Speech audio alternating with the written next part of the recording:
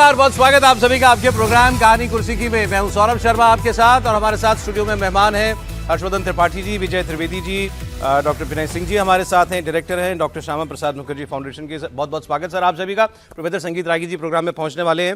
देखिए, आज वैसे तो बहुत कुछ हो रहा है भारत में। एआई समिट को प्रधानमंत्री मोदी ने अभी संबोधित भी किया है। इसके अलावा राहुल गांधी के ऊपर बहुत जबरदस्त हमला बीजेपी की तरफ से बोला गया। अब तो उनको नेशनल सिक्योरिटी के लिए खतरा बता दिया भारतीय जनता पार्टी ने। और दूसरी ओर मोहन भागवत जी ने जो बयान दिए थे कि घर वापसी करानी है मुसलमानों की और बाकियों की, और बहुत जल्द इस पर रफ्तार से काम करना है, इस पर एक बहुत खतरनाक बयान जमीयत उलेमा हिंद के अध्यक्ष मौलाना अरशद मदनी का आया है। वो भी मैं आपको दिखाऊंगा। इनफैक्ट मैं आज शुरुआत ही उससे करना चाह रहा था, क्योंकि मोहन भागवत ने जो कहा, पहली बात उन्होंने पहली बार नहीं कहा था, दूसरा उनकी भाषा जो थी किसी भी तरीके से आक्रामक नहीं थी। लेकिन जो मदनी साहब का रिएक्शन आया, और सिर्फ मदनी साहब का नहीं और बहुतों का रिएक्शन आया कि तो मारने, काटने, सड़कों पर खून बहाने, इस किस्म की बातों पर पहुंच गए वो। दरअसल अरशद मदनी मोहन भागवत के बयान पर भड़के हुए थे, जिसमें उन्होंने ये कहा था कि मुसलमानों की घर वापसी करानी है। और अब मदनी ने मोहन भागवत के बयान को कम्युनल बताया, नफरत फैलाने वाला बताया, कहा कि यह सोच समझकर बयान दिया जा रहा है और सरकार इसमें मिली हुई है। और उन्होंने कहा कि क्या कहते हैं ये कहते हैं कि 20 करोड़ मुसलमानों को हिंदू बनाना है। 20 करोड़ मुसलमानों को हिंदू बनाना है, 6 करोड़ ईसाइयों को हिंदू बनाना है। फिर उन्होंने कहा कि यह तो वक्त बताएगा कौन क्या था, क्या रहा और क्या बन गया। लेकिन उन्होंने ये कहा कि इस सोच पर अगर आगे बढ़ोगे तो फिर यह भी सोच लो हिंदुस्तान का क्या बनेगा। फिर यह भी देख लो कि हिंदुस्तान की गलियों में खून बहेगा, और वो खून सबका होगा, अक्सरियत का भी होगा, अकलियत का भी होगा, मतलब मेजॉरिटी का भी होगा और माइनॉरिटी का भी होगा। अरशद मदनी मोहन भागवत की बात पर, और वो मैं बयान अभी आपको सुनाऊंगा उनका, लेकिन उस पर इतने खून खराबे पर क्यों उतर आए, इन बातों पर क्यों उतर आए। और पीछे बैनर लगा हुआ था, मजहब नहीं सिखाता, क्या मजहब नहीं सिखाता आपस में बैर रखना है, पीछे बैनर लगा हुआ है और नारे लग रहे हैं कौमी एकता जिंदाबाद उस मजमे में, और बात मदनी साहब कर रहे हैं खून खराबे की। तो आप पहले जरा एक बार मदनी साहब को सुनिए, फिर मैं आपको मोहन भागवत की बात सुनाता हूं। और वो एग्जैक्ट कोट जो उनका, जिस पर इन्होंने इतना खतरनाक रिएक्शन दिया, वो क्या था ये भी आपको बताऊंगा। एआईएमआईएम की तरफ से भी रिएक्शन आया। उन्होंने तो मोहन भागवत की तुलना अजमल कसाब से कर दी, वो पाकिस्तानी आतंकवादी जिसने मुंबई में 150 लोग मार दिए थे, उससे तुलना कर दी गई मोहन भागवत की। लेकिन पहले अरशद मदनी को सुनिए आप। जो 70 साल में कहने वाले लोग पैदा नहीं हुए थे, आज खड़े होकर के कह रहे हैं कि हम 20 करोड़ मुसलमान और 6 करोड़ क्रिश्चियनों को अपने घर वापस लाएंगे। यानी 20 करोड़ मुसलमानों को हिंदू बनाएंगे, 6 करोड़ क्रिश्चियनों को हिंदू बनाएंगे। ऐसा मालूम होता है कि सिर्फ उन्होंने अपनी मां का दूध पिया है, किसी और ने नहीं पिया। जमीयत उलमा हिंद, मुल्क तो बर्बाद हो जाएगा। ये तो फैसला कल करेगा, आने वाला दिन बताएगा कि कौन क्या रहा और क्या बना। लेकिन आने वाले दिन आने तक गली कूचों में जो खून बहेगा वो किसका बहेगा?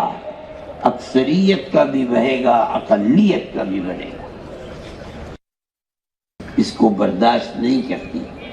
हम कहते हैं हर ऐसी आवाज जो मुल्क को तबाही, बर्बादी, बदअमनी, दुश्मनी की तरफ लेकर चलती है, वो आवाज मुल्क के गद्दार की आवाज है, मुल्क के वफादार की आवाज है।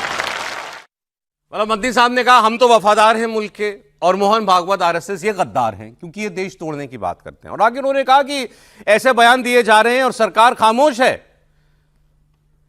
भारत में कत्लेआम मचा हुआ है, सरकार खामोश है, इसका मतलब सरकार ये चाहती है। ये बात भी उन्होंने आगे कही। लेकिन मोहन भागवत जी का बयान आप सुन लीजिए। एक हिस्सा है, क्योंकि भाषण बहुत लंबा था, ये बयान मैंने आपको कल भी सुनाया था, इसको आप सुन लीजिए। जिस्ट है इसके अंदर, जिस पर रिएक्शन ये आया है अरशद मदनी का, सुनते हैं। मुसलमान है, हम ईसाई है, लेकिन हम यूरोपियन नहीं है, हम अरब तुर्क नहीं है, हम भारत के हैं, हमारे पूर्वज भारतीय है। ये जब उनके नेतृत्व की भाषा होगी, ये जब वहां सिखाया जाएगा तब ये बात सब ठीक हो जाएगी। हिंदू समाज मन में आतुरता से इसकी राह देख रहा है। और इसके साथ मोहन भागवत ने यह कहा था कि घर वापसी करानी है। सभी हिंदू हैं जो यहां हैं, केवल वो भूल गए हैं या पूजा पद्धति बदल ली है। उनकी घर वापसी भाषा भी आपने सुनी और आपने अरशद बदनी की भाषा भी सुन ली। तो मोहन भागवत जो ये बात कह रहे थे कि उनको उनके नेतृत्व से, मतलब माइनॉरिटीज के नेतृत्व से ये सुनना चाहते हैं कि हम हिंदू ही थे, हम यहीं के हैं, अरब तुर्क नहीं हैं। तो क्या ये मदनी साहब की भाषा में था?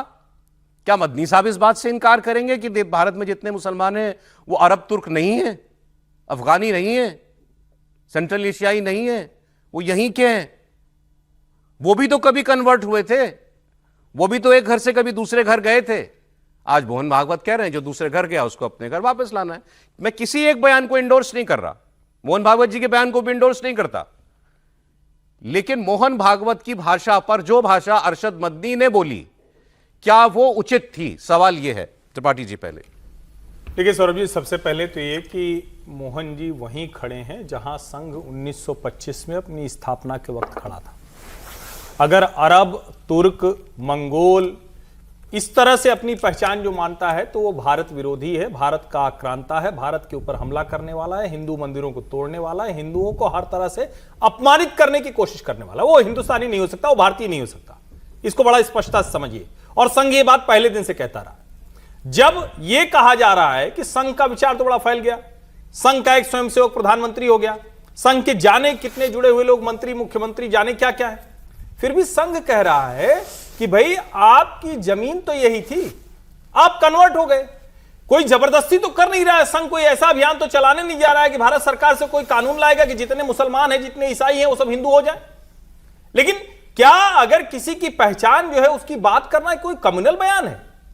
ये तो एक सौहार्दपूर्ण बयान है। इसकी तो जितने भी मुस्लिम नेता हैं उनको तारीफ करनी चाहिए थी। जब ऑल इंडिया इमाम एसोसिएशन के अध्यक्ष से मिलने गए, खुद उठकर गए, मोहन जी गए, कृष्णगोपाल जी थे, इंद्रेश जी थे, वो गए उनके यहां मिलकर आए इलियासी से। क्या कहा उन्होंने कहा भाई हमारे हिंदू समाज में नाना प्रकार की मुश्किलें, आप लोग जिसको देखो तब काफिर घोषित कर देते हो, बंद करो ना कहना है। तो ये बात गलत है क्या? आप तो कहोगे कि आपके अलावा सब कुफ्र में है, काफिर हैं, शिर्क हो जाएगा, वो किसी और को हम अल्लाह के साथ शरीक नहीं कर सकते। आप विभाजन आज के युग में भी करना चाह रहे हैं। आप उस मध्ययुगीन बर्बरता के साथ खड़े हैं और मोहन जी आपसे ये कह रहे हैं कि भाई आज के समय में आ जाओ, नहीं समझ में आता मत रहो, लेकिन हिंदू को विरोधी क्यों देखोगे, काफिर क्यों कहोगे? और इस्लाम हो या ईसाइयत हो, क्यों भारत में आकर लोगों के मतांतरण की कोशिश करेगी? ये सवाल तो उठना चाहिए ना। और अरशद मदनी तो बड़ी विचित्र बात कर रहे हैं। एक तरह से वो कम्युनल भी हैं और कानून व्यवस्था के लिहाज से भी ठीक बात नहीं कह रहे हैं। जो बात अरशद मदनी कह रहे हैं, हालांकि हम ज्यादा थियोलॉजी में जाएंगे तो फिर कार्यक्रम भी लंबा हो जाएगा, लेकिन कोई अरशद मदनी से पूछ ले कि क्या आप नहीं चाहते कि पूरी दुनिया मुसलमान हो जाए? अरशद मदनी से कोई ये पूछे कि एक मुसलमान अगर किसी दूसरे धर्म के आदमी को कन्वर्ट करता है, उसको इस्लाम में लेकर के आता है, तो क्या इससे सवाब नहीं मिलता? क्या उसकी ये कोशिश नहीं होनी चाहिए? इस सवाल का एक ईमानदार जवाब अरशद मदनी दे पहले ये बात करने से। फिर दूसरा, उन्होंने मोहन भागवत के बयान को लिटरली लेते हुए यूं ट्रांसलेट किया, ये 26 करोड़ माइनॉरिटी, इन सबको हिंदू बनाना है। फिर वो कहते हैं कि मां का दूध सिर्फ तुमने नहीं पिया, हमने भी पिया है, कोशिश करके देख लो। तो वो उसको चुनौती की तरह उन्होंने लिया मोहन भागवत की बात को। जी देखिए, दो चीजें हैं, एक तो लॉजिकली देखते हैं, दूसरा बायोलॉजिकली देखते हैं। तो लॉजिकली जब देखते हैं तो बात सही भी है कि सुबह का भूला शाम को घर आ जाए। तो जब सिविलाइजेशन का सुबह और शाम होता है तो कई 100 वर्ष का होता है। तो आप दिन भर काम करते हैं, शाम को घर वापस आ जाते हैं, कोई बुरी बात तो है नहीं। इसलिए किसी को एहसास हो जाए कि वो कहाँ का है और वापस आ जाए तो बुरी बात क्या है। दूसरी बात, भारत में बहुत सारे यूट्यूब चैनल्स हैं, पाकिस्तान में सैकड़ों हजारों यूट्यूब चैनल्स हैं, जहां आप देखेंगे कि लोग अपने जाति के बारे में बात करते हैं। मुस्लिम्स हैं, लेकिन पाकिस्तान के बहुत सारे चैनल्स हैं। मैं राजपूत था जी, मैं महाराणा प्रताप के वंशज से था, मैं पृथ्वीराज चौहान के वंशज से था, मैं ब्राह्मण था, मैं फरा कुल से था, मैं जाट था। पाकिस्तान के बहुत सारे चैनल्स हैं। इसका मतलब कि ये कॉन्शियसनेस जो है ये है। तीसरी एक बात देखिए कि दुनिया भर में क्रिश्चियनिटी का, साहब यहाँ पे कन्वर्जन पंजाब लगे हुए हैं, ट्राइबल एरियाज में लगे हैं, जहां इनका मूल है वहां तो देखिए अमेरिका 80% नॉन बिलीवर्स हैं 35 साल से कम वाले। इंग्लैंड 35 साल से कम बिलीवर वाले लगभग 78%। ऑस्ट्रेलिया, जर्मनी, दुनिया भर में आप साहब ज्ञान का प्रकाश फैला रहे हैं। और जो आपका अपना घर है वहां पे आपका सुपड़ा उनकी मूल आपत्ति है, आपने कैसे कह दिया कि हम रिकन्वर्ट करेंगे? हम नहीं करेंगे। एक बात आप समझिए कि ये जो कट्टरपंथ है ना, अब बायोलॉजिकली वाली बताता हूं। एक जीनोलॉजी की एक स्टडी है, उसमें मुसलमानों की 3 कैटेगरी का जेनेटिक्स स्टडी किया गया। ये जो बोलते हैं ना कि बाहर से बाहर से बाहर से, तो सबसे आश्चर्यजनक बात है कि जो तथाकथित जो लो कास्ट मुस्लिम्स हैं उनमें 0% मिक्सचर है पाया गया ईरानियन जीन्स का। जो अपर कास्ट मुस्लिम हैं उनमें 50% में तो कोई मिक्सचर नहीं है, 50% में 50% मिक्सचर पाया गया। सबसे ज्यादा जो ईरानियन जीन्स का मिक्सचर है वो बोहरा समाज में पाया गया, और भारत में देखिए बोहरा समाज सबसे मॉडरेट है।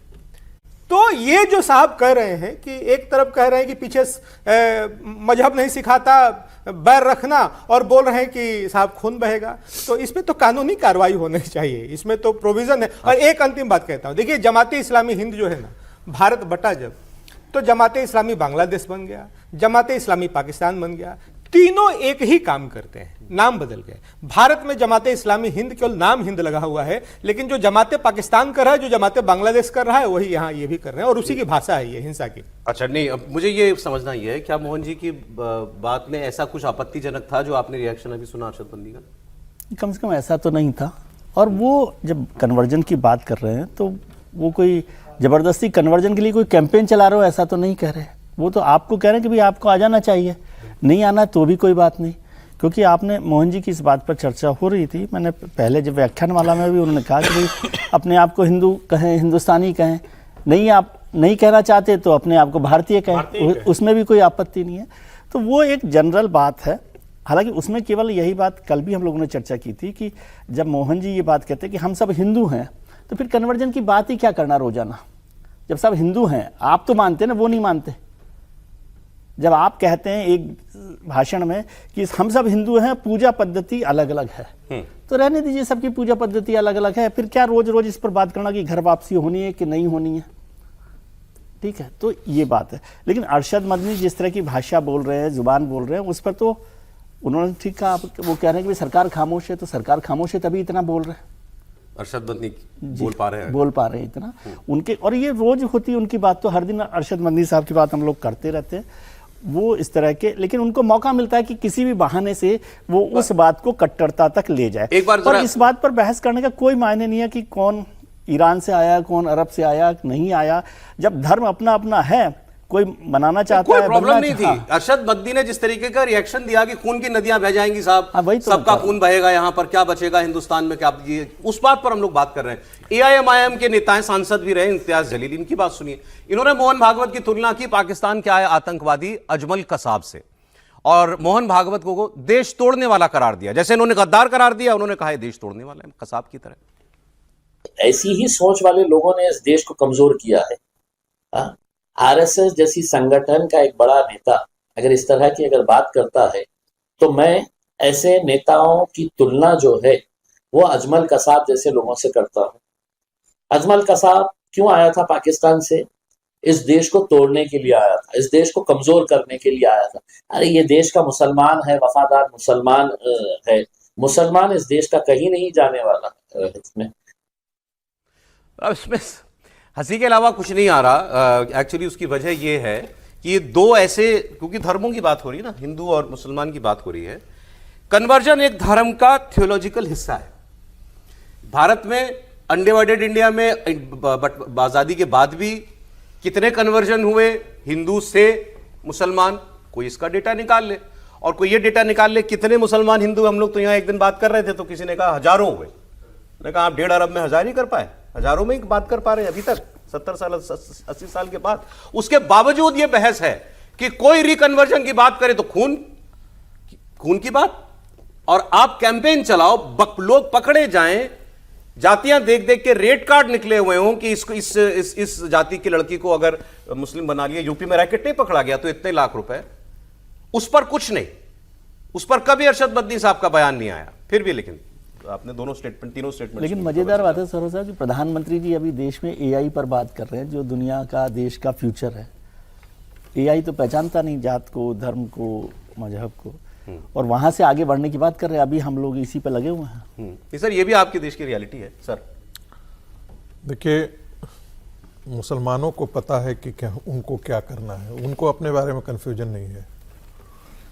हिंदुओं को कन्फ्यूजन है कि उनको क्या करना है। 70 साल से हम अभी तक ये नहीं तय कर पाए हैं कि हमारा दुश्मन कौन है, हमारे खिलाफ कौन है, भारत के खिलाफ जाने वाला कौन है, ये हम अभी तक तय नहीं कर पाए हैं। और अरशद मदनी का बयान और वो बाकी सारी चीज़ें जो कहा ना मोहन भागवत जी के लिए कहा, ये ठीक वैसे ही बात है जैसे जब खिलाफत आंदोलन शुरू हुआ था और गांधी जी उस खिलाफत आंदोलन को भारत में अंदर लीड कर रहे थे, तो बाहर से पढ़े लिखे अली ब्रदर्स ने बड़ा प्रशंसा की, सारे मुसलमान प्रशंसा किए। और खिलाफत आंदोलन विड्रॉ कर लिए तो उन्हीं अली ब्रदर्स ने, वो बड़े पढ़े लिखे लोग थे, विदेश से पढ़ कर आए थे, उन्होंने कहा से एक गिरा से गिरा मुसलमान भी जो है वो गांधी से बेहतर है, क्योंकि उनके लिए वो काफिर थे, गांधी काफिर थे। हम उनको लाख समझा लें, हम उनके लिए काफिर हैं, ये बात हम समझ ही नहीं पा रहे हैं। इतने दिनों से गांधी समझाते रह गए, पूरी स्वतंत्रता आंदोलन की लड़ाई में गांधी यही समझाते रह गए कि धर्म परिवर्तन से क्या हुआ। ये जिन्ना को पत्र लिखा है गांधी ने, कहा कि राष्ट्रीयता कैसे बदल गई। कल तक तो आपकी राष्ट्रीयता, आपके पूर्वज तो यही थे। जिन्ना को नहीं समझा पाए। आखिर देश का मुसलमान जिन्ना के साथ खड़ा हुआ, गांधी के साथ नहीं खड़ा हुआ। 70 साल से फिर हम वही जिद पर अड़े हुए हैं। हम उनको समझाने की कोशिश कर रहे हैं जी। आज तक तो हम समझा नहीं पाए हैं और आगे हम समझा भी नहीं पाएंगे। फिर मैं कह रहा हूं एक और बात, हमने कितने धर्म परिवर्तन करके मुसलमानों को यहां पर लाया है। हम 4 लोगों को लाते हैं तो हम डुगडुगी पीटते हैं। पूरा नॉर्थ ईस्ट जो है वो क्रिश्चियनाइज कर दिया। वो क्रिश्चियनों से पूछिए कि आप धर्म परिवर्तन करते हैं तो कहते हैं ना, हम धर्म परिवर्तन कहां करते हैं। ठीक है, ये बात हमारे यहाँ मुसलमानों का इतना मुस्लिम धर्म परिवर्तन हो रहा है, कभी आपने सुना है कि हम धर्म परिवर्तन करवाते हैं? और एक टिप्पणी पर वो इतना आप कहिए कि बिलख पड़े मद्दी साहब। एक खबर सुप्रीम कोर्ट से आ रही है। मुफ्त की योजनाओं, मुफ्त की रेबड़ियों पर सुप्रीम कोर्ट की तरफ से एक सख्त कमेंट किया गया है कि फ्री बीज से आर्थिक विकास बाधित होगा और मुफ्त चीजें बांटने की जगह सुनियोजित नीति बनाई जाए। ये पॉलिटिकल पार्टीज के लिए सुप्रीम कोर्ट कह रहा है। अभी पीछे आपको याद होगा जब बिहार के इलेक्शन के बाद उसके नतीजे को चुनौती देने के लिए प्रशांत किशोर भी गए थे, तो वो भी यही मुद्दा लेकर के गए थे कि ये फ्री बीज की वजह से जीत हुई है, ये मैंडेट रद्द किया जाए, नतीजे रद्द किए जाएं। उस वक्त भी सुप्रीम कोर्ट ने कहा था कि हम सुन रहे हैं फ्री बीज की बात, लेकिन आप ये बात करने लायक नहीं, क्योंकि आप फैक्टर नहीं थे चुनाव में। तो अब मुझे लगता है उसी से रिलेटेड मामले में ये टिप्पणी आई है। लेकिन टिप्पणी और आदेश में फर्क होता है। सवाल यह है कि क्या सुप्रीम कोर्ट इसमें कोई निर्देश भी दे सकता है, और क्या ये ऐसे निर्देश देना उसके दायरे में आता है कि वो पॉलिटिकल पार्टीज को ये कहे कि आपकी ये फ्री भी है, ये फ्री भी नहीं है, आप ये कर सकते हैं और ये नहीं कर सकते। क्या सुप्रीम कोर्ट ऐसा कुछ निर्देश जो है वो देगा कभी? अभी तो टिप्पणी ही बताई जा रही है त्रिपाठी जी। नहीं, देखिए, पॉलिटिकल पार्टीज बहुत शातिर हैं, बहुत चालाक हैं, और हर पॉलिटिकल पार्टी अपने लिहाज से फ्री बीज पॉलिटिक्स करती है।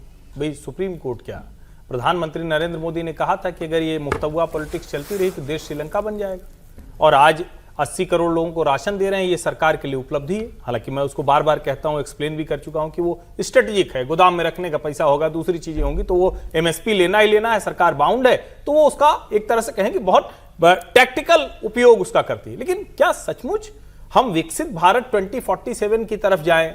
हम आर्टिफिशियल इंटेलिजेंस में दुनिया के लीडर बन रहे हैं, हम दुनिया में China +1 में विकल्प के तौर पे बन रहे हैं। हम करेंगे नहीं, हम राशन बांट देंगे, हम उस समय 2-2 हजार 1-1 हजार रुपया खाते में डाल देंगे, हम लोगों को ऐसे। निश्चित तौर पर इस पर संसद का सत्र होना चाहिए, जो कोई भी राजनीतिक दल साहस करके नहीं करता है। जो राहुल गांधी कहते दिखेंगे, लेकिन जैसे ही तेलंगाना में कुछ होगा नहीं कहते दिखेंगे। मैं पूछ रहा हूं, सुप्रीम कोर्ट के डोमेन में आता है क्या ये नहीं, मुश्किल है कि नहीं आता है। सुप्रीम कोर्ट के सिर्फ जिसको कहने रास्ता दिखा सकते हैं, कह सकते हैं, कानून नहीं बनवा सर। सुप्रीम कोर्ट का ऑब्जर्वेशन ही अपने आप में एक वो है ना कि वो ऑब्जर्वेशन दे रहा है। कर रहा है ऑब्जर्वेशन? हाँ, परवाह तो कोई नहीं कर रहा। वो तो परवाह तो आदेश की भी नहीं करते, आदेश भी आप बदल लेते हैं, इसमें क्या फर्क पड़ रहा है? हाँ। इसलिए, लेकिन वो एक मैसेज के तौर पर, और वो सभी दल ऐसा क्या ऐसा कर रहे हैं। इसमें कोई एक दल हो ऐसा नहीं सब है। है। जो दल आज तक अभी FRBM की बात करते थे और फ्रीबीज को मानते थे कि देश को डुबोने वाला, वही सब फ्रीबीज दे रहे हैं, तो इसलिए अपने गले में घंटी कौन बांधता है? विजय जी, सुप्रीम कोर्ट ये क्यों नहीं कर सकता है? सुओ मोटो कॉग्निजेंस बहुत सारी चीजों पर लेता है। ये इलेक्शन के अंदर चाहे भारतीय जनता पार्टी करे या कोई अन्य पार्टी करे, ये तो सिर्फ शुद्ध घुसखोरी है ना। हाँ, कि हम आपको टेलीविजन सुन रहा है, केस तो है उसके पास। मैं तो वही कह रहा हूं कि बाकी चीजों पर सुप्रीम कोर्ट यदि कोई भी बात करती है और कोई निर्णय देती है तो वो लॉ होता है। नहीं तो आप इस पर देखें ना, मैं कोई निर्णय आता है अभी आया नहीं है ऑर्डर। सिर्फ एक लाइन जो आपने कहा ना कि शुद्ध घूसखोरी है, हर एक के पैमाने भी अलग अलग ना। एक कहेगा ये तो सोशल एम्पावरमेंट है, एक तो कहेगा वीमेन एम्पावरमेंट है, तो आप कैसे कहेंगे घूस? आगे बढ़ते हैं। लेकिन सच्चाई जो है वो सबके सामने है। एक सामान्य व्यक्ति एक नया विवाद हमारे यहाँ खड़ा हुआ और वो केंद्रीय मंत्री किरण रिजिजू ने राहुल गांधी के लिए जो कहा उसको लेकर के हुआ। किरण रिजिजू ने राहुल गांधी को हिंदुस्तान के लिए बड़ा खतरा करार दे दिया है। किरण रिजिजू ने कहा कि राहुल गांधी भारत की सुरक्षा के लिए सबसे खतरनाक व्यक्ति बन गए हैं, क्योंकि वो भारत विरोधी ताकतों से जुड़े हुए हैं। वो देश विदेश में घूमते हैं तो नक्सलवादियों से मिलते हैं, चरमपंथियों से मिलते हैं, चरमपंथी इस्लामी तत्वों से मिलते हैं, खालिस्तानियों से मिलते हैं, जॉर्ज सोरोस के लोगों से मिलते हैं। इसलिए राहुल गांधी सबसे बड़ा खतरा है देश के लिए। आज के दिन में भारत का सुरक्षा के लिए सबसे ज्यादा खतरनाक इंसान बन गया है। मैं ये क्यों कह रहा है कि राहुल गांधी आज भारत का सुरक्षा के लिए बहुत बड़ा चुनौती क्यों बन गया है? क्योंकि वो ऐसे ताकतों से मिले हुए हैं जो भारत विरोधी है। आप अमेरिका में जाइए, यूरोप में जाइए और देश में भी जो नक्सलाइट लोग हैं, वामपंथी जो एक्सट्रीम ले जाते हैं, ऐसे विचारधारा के लोग, जो सोरोस जैसे लोग, फोर्ड फाउंडेशन से लेकर के कई एनजीओस हैं जो भारत को कमजोर करने के लिए षड्यंत्र रचाते रहते हैं। ऐसे लोगों से राहुल गांधी जी का उठना बैठना, मिलना जुलना होते रहते हैं। और जब राहुल गांधी बाहर जाते हैं तो जो एंटी इंडियन फोर्सेस के जो आवाज है, जो लॉयर्स है या जो खालिस्तानी फोर्सेस को जो लोग प्रोत्साहित करते हैं, ऐसे लोगों से ही राहुल गांधी मिलते हैं। और जो एक्सट्रीम फैनेटिक इस्लामिक जो भारत के खिलाफ प्रचार करते रहते हैं, ऐसा इस्लामिस्ट फोर्स है, उन लोगों के साथ में राहुल गांधी मिलना जुलना होते रहते हैं। तो इससे तो देश को तो खतरा है ना। इसके आगे की बात मैं आपको बताऊंगा, लेकिन इस पर कांग्रेस पार्टी का रिएक्शन भी आ गया। कांग्रेस पार्टी के प्रवक्ता पवन खेड़ा ने सोरोस वाली बात पर उन्होंने रिएक्ट किया। उन्होंने कहा मैं उल्टा चैलेंज देता हूं बीजेपी को। अच्छा, मुझे उनका बयान सुन के हैरानी भी हुई, मुझे लगा कि इसका मतलब इनके पास कुछ है। उन्होंने कहा बीजेपी में हिम्मत है तो ये सार्वजनिक दावा करे कि बीजेपी के किसी नेता ने कभी जॉर्ज सोरोस से मुलाकात नहीं की या उनके बच्चे जॉर्ज सोरोस से जुड़ी कंपनियों में या एनजीओज में, फाउंडेशंस में काम नहीं करते। ये पब्लिकली कहे BJP. Tell Mr. Rijizu, and I challenge him, he needs to come out and publicly say that not a single BJP minister has met Soros. Number two, not a single example of children of BJP leaders are working in Soros-funded organizations or have worked in Soros-funded organizations. I challenge him. अब रिजिजू साहब की बात पे पहला सवाल ये उठता है, और वो जो पत्रकार जो पूछ रहे थे सवाल, उन्होंने पूछा कि फिर आप एक्शन क्यों नहीं लेते राहुल गांधी के खिलाफ अगर वो नेशनल सिक्योरिटी के लिए खतरा है? तो उन्होंने कहा कि एक्शन अपने समय पर होगा और वो मैं यहां आपके साथ डिस्कस नहीं कर सकता। ये रिजिजू साहब ने ये बात कही है विनय जी, लेकिन ऐसे कठोर शब्द तो राहुल गांधी के लिए अभी तक नहीं सुने मैंने किसी बीजेपी वाले से। खालिस्तान तो बता दिया, इस्लामी कट्टरवादी तत्व बता दिए, सोरोस बता दिया, नक्सलवादी बता दिया, बचा क्या?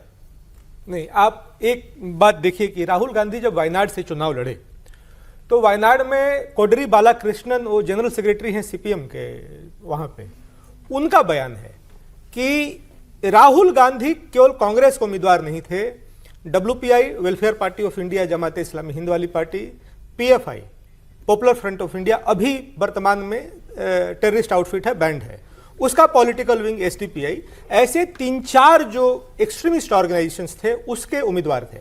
दूसरा, राहुल गांधी चुनाव लड़ने आए विधानसभा का अखिलेश यादव के साथ मिलकर के उत्तर प्रदेश में, पॉपुलर फ्रंट ऑफ इंडिया जैसे ऑर्गेनाइजेशंस के साथ गलबैयां यहां भी दिखी, खुल करके पॉपुलर फ्रंट ऑफ इंडिया ने उनका समर्थन किया। कर्नाटक के चुनाव में PFI ने तो कांग्रेस को समर्थन देने के लिए 32 उम्मीदवार वापस ले लिए। आज देख लीजिए कि इंडिया समिट इतना बड़ा हो रहा है, AI समिट, राहुल गांधी चुप बैठे हैं, एक मौके का इंतजार कर रहे हैं एक कोई घटना हो जाती है फिर उसको जनरलाइज करते हैं, अरे फेल हो गया फिर आप एंडोर्स कर रहे हैं रिजिजू के बयान को? क्या राहुल गांधी देश के लिए खतरा है? नहीं, इनकी हरकतें संदेहास्पद हैं। अच्छा जी, विजय जी। रिजिजू जी साहब ने जितनी बातें बताई इसका मतलब सरकार को तो सब पता ही है, और अभी तो 12 साल हो गए सरकार को, और 12 साल से वो भी यहीं पर है, क्यों नहीं एक्शन ले लिया? इंटरव्यू में मत बताइए, आप तो एक्शन ले लीजिए ना। मैं तो किसी भी देश विरोधी आदमी को नहीं चाहता कि वो खुला घूमे, लेकिन फिर तो इस पर रोज रोज बात करना। और फिर मैं बात कर रहा हूं कि आप कहते हैं कि अभी बजट सेशन आएगा, 9 मार्च से शुरू होगा, क्यों नहीं चल रहा? एक पार्लियामेंट्री अफेयर मिनिस्टर एलओपी के लिए ये जुबान इस्तेमाल करे और फिर आप समझते हैं कि पार्लियामेंट चलेगी? ठीक है सर, और क्यों नहीं करते कार्रवाई? मैं तो कह रहा हूं कार्रवाई करनी आगे कंटिन्यू चाहिए। करते हैं क्योंकि अल्फाज बड़े सख्त हैं। राहुल गांधी देश के लिए खतरा। सर, मोशन एक ब्रेक के बाद सर इसको कंटिन्यू कर लेंगे बात पर। अरे जहां बात चलिए तो एक्चुअली एक और बात में राहुल गांधी का जिक्र आया। संजय राउत इस बात को लेकर आए, शिवसेना यूबीटी के सांसद। उन्होंने कहा ये इंडिया गठबंधन जो है ये केवल लोकसभा चुनाव में क्यों जागता है? 5 साल देश में जो कुछ होता है, हम हफ्तों महीनों साल कभी कोई बात भी नहीं सुनते, ना कभी कोई मुलाकात होती है, ना एक दूसरे से टेलीफोन पर बात होती है। तो ये इंडिया गठबंधन को रिवाइव करने के लिए क्या करें, ये वो सवाल पूछ रहे हैं। ब्रेक से पहले हम आपको बयान सुना रहे थे, किरण रिजिजू केंद्रीय मंत्री हैं, उन्होंने कहा राहुल गांधी देश की सुरक्षा के लिए खतरा है। राहुल गांधी जब भी बात करते हैं देश के खिलाफ बात करते हैं। ये जॉर्ज सोरोस जो भारत को तोड़ना चाहता है उससे उसके लोगों से मिलते हैं। उन्होंने कहा ये खालिस्तानी एक्सट्रीमिस्ट से मिलते हैं, इस्लामी एक्सट्रीमिस्ट से मिलते हैं, जब बाहर जाते हैं अर्बन नक्सलाइट से मिलते हैं। सारी बातें उन्होंने कही और कहा राहुल गांधी देश के लिए खतरा है। अच्छा, अकेले वही नहीं है बीजेपी में ये बात करने वाले, निशिकांत दुबे तो कहीं के कहीं वो तो बहुत कुछ बोलते हैं। निशिकांत दुबे भी नहीं कहा कि राहुल गांधी बहुत खतरनाक व्यक्ति हो चुके हैं, अब सोरोस का एजेंडा ये भारत के अंदर लागू करना चाहते हैं। तो इस पर कांग्रेस पार्टी ने रिएक्ट किया कि बीजेपी वाले ये दावा करें पहले कि हमारा सोरोस से कोई लेना देना नहीं है। एनीवे, लेकिन ये आरोप अपने आप में बहुत बड़ा है और सवाल यही, अभी विजय जी जो भी कह रहे थे कि ऐसा है, और अगर मंत्री जी को लगता है कि इतना बड़ा खतरा है राहुल गांधी देश की रक्षा के लिए, तो फिर कार्रवाई होनी चाहिए सीधे। कौन सपोर्ट करेगा कि देश के खिलाफ आदमी खड़ा हो? तो नहीं, इसमें तो कोई बट है नहीं। और मैं निजी तौर पर एक कतई ठीक नहीं मानता हूं कि संसदीय कार्य मंत्री इस तरह के साक्षात्कार दें, इसका कोई सेंस नहीं है। अगर नेता प्रतिपक्ष के खिलाफ आपके पास सबूत है, होता है ना, आरोप प्रत्यारोप लगाने का एक तरीका होता है। आप ये कह सकते हैं कि राहुल गांधी ये बोल दिए वो बोल दिए, तो राहुल गांधी को उन बयानों को या उन हरकतों को कोई समर्थन नहीं करता है। लेकिन ये भी कहना कि देश की सुरक्षा के लिए खतरा है, कई मामलों पर है, हम लोग भी उस पर डिबेट करते हैं, जो बोलते हैं जो कहते हैं वो। लेकिन क्या सरकार की तरफ से ये बयान है, इससे बेहतर ये नहीं होगा कि सरकार की तरफ से कार्रवाई? बताइए राहुल गांधी क्या वाकई देश के लिए खतरा है? देश के लिए खतरा मतलब ये थोड़ा है कि तुरंत देशद्रोही जैसा चला जाता है, तो वो तो मैं नहीं मानता हूं, वो तो किसी भी नेता के लिए नहीं मानता हूं। लेकिन उनको लगता है कि सत्ता के लिए वो कुछ भी कर सकते हैं, और वही है कि जब ट्रंप के साथ बार्गेनिंग टेबल पर भारत बैठा है तो डेड इकोनॉमी कह देते हैं। ये अब देश का विरोधी ही कहेगा ना, समर्थक तो नहीं कह सकता। क्या हम में से कोई कह सकता है कि इंडियन इकोनॉमी इज डेड? या हम ऑपरेशन सिंदूर में कोई समझदार आदमी पूछ सकता है क्या कि हमारे कितने फाइटर गिरे? क्या इंदिरा जी से उस वक्त के विपक्ष ने पूछा था कितने तोप टैंक गड़बड़ा गए जब हम लड़ रहे थे, जब बांग्लादेश अलग हुआ? मुझे लगता है कि राहुल गांधी की हरकतें ठीक नहीं है, लेकिन जब सरकार की तरफ से बयान आता है तो विद प्रूफ आए, एक्शन होता हुआ। सर इस पर रिएक्ट कीजिएगा आप। मैं आपको दिखा रहा हूं जरा संजय राउत का स्टेटमेंट, वो क्योंकि आपने देखा भी पीछे राहुल गांधी पर बहुत सारे बयान आए भी। मणिशंकर अय्यर ने उनकी लीडरशिप के ऊपर सवाल उठाया, आसाम में जो है पार्टी टूटी, वो सब कुछ हुआ। तो संजय राउत ने इन सब बातों का भी जिक्र किया कि इस सब से एक बड़ा हंगामा क्रिएट हुआ है, ये कांग्रेस पार्टी को देखना होगा। लेकिन उनकी चिंता थी इंडिया अलायंस का क्या हुआ भाई? ये केवल लोकसभा चुनाव के वक्त जागता है, बाकी टाइम इसकी ना मीटिंग, ना इसकी कोई बातचीत, कुछ है ही नहीं, कुछ अता पता नहीं है, ना कोई इसका मुख्यालय है, कुछ भी नहीं है। फिर कोई कहता है कि स्टालिन साहब को इसका चेयरमैन बना दो, कोई कहता है कि ममता जी को इसका चेयरमैन बना दो, कोई बन जाओ, लेकिन इंडिया ब्लॉक को रिवाइव करो, ये संजय राउत का कहना है। जब लोकसभा का चुनाव नजदीक आता है तो इंडिया ब्लॉक का काम शुरू होता है। तब तक इंडिया ब्लॉक है कहाँ, क्या कर रहा है, उस बारे में कोई एक दूसरे से संपर्क नहीं होता। हमेशा जागरूक रहना चाहिए, एक दूसरे से बातचीत करनी चाहिए। महीनों महीने सालों साल किसी से बात नहीं होती। इस बारे में हम ये चाहते हैं, उद्धव ठाकरे हो या और भी नेता शायद चाहते होंगे कि इंडिया ब्लॉक को सिर्फ लोकसभा चुनाव के आने के बाद ही एक्टिव नहीं होना चाहिए, उससे पहले भी एक्टिव होना चाहिए। हमको सत्ता नहीं चाहिए, ये बात नहीं चलेगी, हमको सत्ता चाहिए। अगर कोई बोलता होगा कि हम चाहे बार बार पराभूत हो, लेकिन हम लड़ते रहेंगे नहीं। हम बार बार पराभूत होने के लिए राजनीति नहीं कर रहे हैं, हम सत्ता पाने के लिए राजनीति कर रहे हैं। और कार्यकर्ताओं को सत्ता चाहिए, नहीं तो पार्टी से लोग पार्टी छोड़कर चले जाते हैं। लोग सत्ता के भूखे हैं, कार्यकर्ताओं को सत्ता देनी चाहिए। ये आज संजय राउत साहब ने बात बिल्कुल सीधी साफ बात कह दी कि यहाँ धर्म कर्म का काम करने नहीं आए, सत्ता के लिए आए हैं, सत्ता चाहिए, नहीं तो कार्यकर्ता चला जाएगा। अब ये उनको ज्यादा महसूस हो रहा है क्योंकि अभी बीएमसी भी उनसे जो है वो चली गई है। अब वो कह रही है इंडिया ब्लॉक का काम केवल 5 साल में एक बार जगना नहीं है, इसको जगाओ, इसको रिवाइव करो। और केवल उन्होंने बीच में ये भी कहा कि पार्लियामेंट में जाकर के हंगामा करने से भी कुछ नहीं होता, पार्लियामेंट में एक हो जाओ, उससे क्या होगा। उन्होंने कहा वहां तो राहुल गांधी भी नहीं बोल पाते, लेकिन जब तक आप एक नहीं होंगे तब तक सत्ता में नहीं लौट पाएंगे। सर, इस पर एक कमेंट। देखिए, ये बात तो सही कह रहे हैं। मुझे लगता है पहली बार संजय राउत इतना खुल करके बोल रहे हैं और इतना सच बोल रहे हैं। संजय राउत एकदम सही कह रहे हैं कि आप राजनीति में हैं तो सत्ता के लिए हैं, और सत्ता यदि नहीं रहेगी वही वो ग्लू है जिसके कारण आपके कार्यकर्ता आपके साथ खड़े हैं। कल जाकर के सत्ता नहीं रहेगी तो आपके कार्यकर्ता भाग जाएंगे, ये स्वाभाविक है। और ये कोई, क्योंकि कांग्रेस कोई एक विचारधारा की तो पार्टी है नहीं, समाजवादी पार्टी कोई विचारधारा, जो पार्टी विचारधारा की होती है उसमें कार्यकर्ता समर्पण के साथ खड़े होते हैं और अपने पैसे जिसे कहते हैं अपना श्रम और अपनी पूंजी दोनों लगा करके काम करते हैं। मैं ये नहीं कहता हूँ सारे के सारे वैसे ही हो। जब भी कोई पार्टी मास पार्टी बनती है तो उसमें सारे के सारे डेडिकेटेड कार्यकर्ता होंगे, ऐसा भी मैं भी नहीं कहता।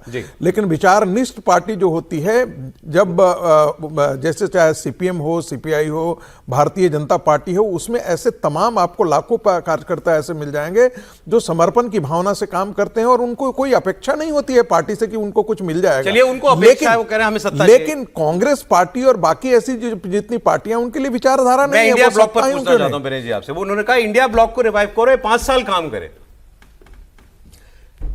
देखिए, कुल मिला जुला करके संजय राउत के बयान का जो निष्कर्ष है वो ये है कि राहुल गांधी की लीडरशिप या उनके नॉन सीरियसनेस को लेकर के लोग अब चर्चा कर रहे हैं खुल करके। राहुल गांधी एकदम नॉन सीरियस, मतलब लीडरशिप तो है ही नहीं साहब। और मुझे लगता है कि कई सारी चीजें हैं जो अभी रिजिजू जी का बयान आया, वो एक पक्ष है कि उनकी हरकतें ऐसी हैं कि हमारा चाइना के साथ कॉन्फ्लिक्ट हो तो साहब उनकी बातें जो हैं वो चाइना को सूट करती हैं। एआई समिट में कुछ हो, उनकी बातें जो हैं वो भारत को डिमोरलाइज करने वाली होती हैं। तो हर ऐसे जगह पे उनका जो इस तरीके का बयान है। और दूसरा, चुनाव का समय होता है तो उनका सेल्फ पे फोकस ज़्यादा दिखता है, छुट्टियां मनाना। कई तो ऐसे मौके रहे हैं जबकि कोई बड़ा नेता या उस स्टेचर का नेता छुट्टी मनाने की सोच नहीं सकता है। चलो 24 घंटे आप काम नहीं कर सकते, 365 दिन आप काम नहीं कर सकते, आपके बस का नहीं है, लेकिन ऐन मौकों पे जबकि कोई बड़ा चुनाव हो रहा हो, कोई बड़ी घटना हो, आप छुट्टी मनाने। आप कह रहे हैं संजय राउत का ये बयान एक्चुअली राहुल गांधी पर है, राहुल गांधी की लीडरशिप पे रहे बयान उनका। सौरभ, यदि वाकई संसदीय कार्य मंत्री का बयान वाकई तथ्य आधार पर है तो मुझे लगता है कि सरकार को सब्सटैंटिव मोशन इसको स्वीकार करने देना चाहिए, ठीक है, अपील करनी चाहिए और सब्सटैंटिव मोशन पर एक श्वेत पत्र आप जारी कर दीजिए कि भाई ऐसा है। सर, अब देखना आएगा कि नहीं आएगा, बैकआउट कर रही है सरकार उस पर, लेकिन हाँ, संजय राउत नहीं ला रही सब्सटैंटिव मोशन, नहीं आ रहा, आ जाएगा, देख लेते हैं। सर, दूसरी बात कह रहा हूं मैं कि संजय राउत जी को ये बहुत अच्छा बयान उन्होंने दिया, लेकिन ममता जी से तो बात कर लेते। अभी विधानसभा चुनाव में सब साथ आएंगे इंडिया ब्लॉक वाले, तो ये ममता जी को नाराज करने के लिए बात कर रहे हैं। तेजस्वी ने भी तो यही कहा था। लेकिन ये अच्छा है कि पार्टियों में अब स्पष्टता से बात हो रही है। पहले सब कहते थे हम सेवा के लिए आते हैं। अभी भारतीय जनता पार्टी के राष्ट्रीय महामंत्री संगठन बीएल संतोष जी ने क्या कहा था, सत्ता चाहिए भाई, तभी तो हम भला कर पाएंगे। तो अच्छा है कि अब लोग स्पष्टता से बात। राउत साहब की बात हुई तो महाराष्ट्र की एक खबर आपको बताता हूं, ये भी काफी चर्चा में है। महाराष्ट्र सरकार ने मुसलमानों को 5% आरक्षण देने वाला जो सरकारी आदेश था उसको फाइनली कैंसिल कर दिया है। ये लागू नहीं हुआ था, लेकिन लागू करने की कोशिश की गई थी, अब ये पड़ा हुआ था, लेकिन इसको उन्होंने फॉर्मली विड्रॉ कर लिया है। और इसमें महाराष्ट्र में बहुत सियासत हो रही है। पिछले 10 साल से ये आदेश इनवैलिड था।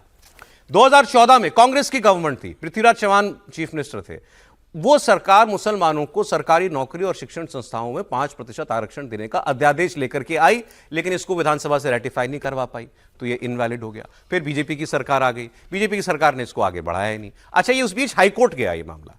हाईकोर्ट ने कहा कि नौकरी में तो नहीं, लेकिन शिक्षण संस्थाओं में 5% मुसलमानों को मिलना चाहिए, लेकिन वो भी लागू नहीं हो पाया।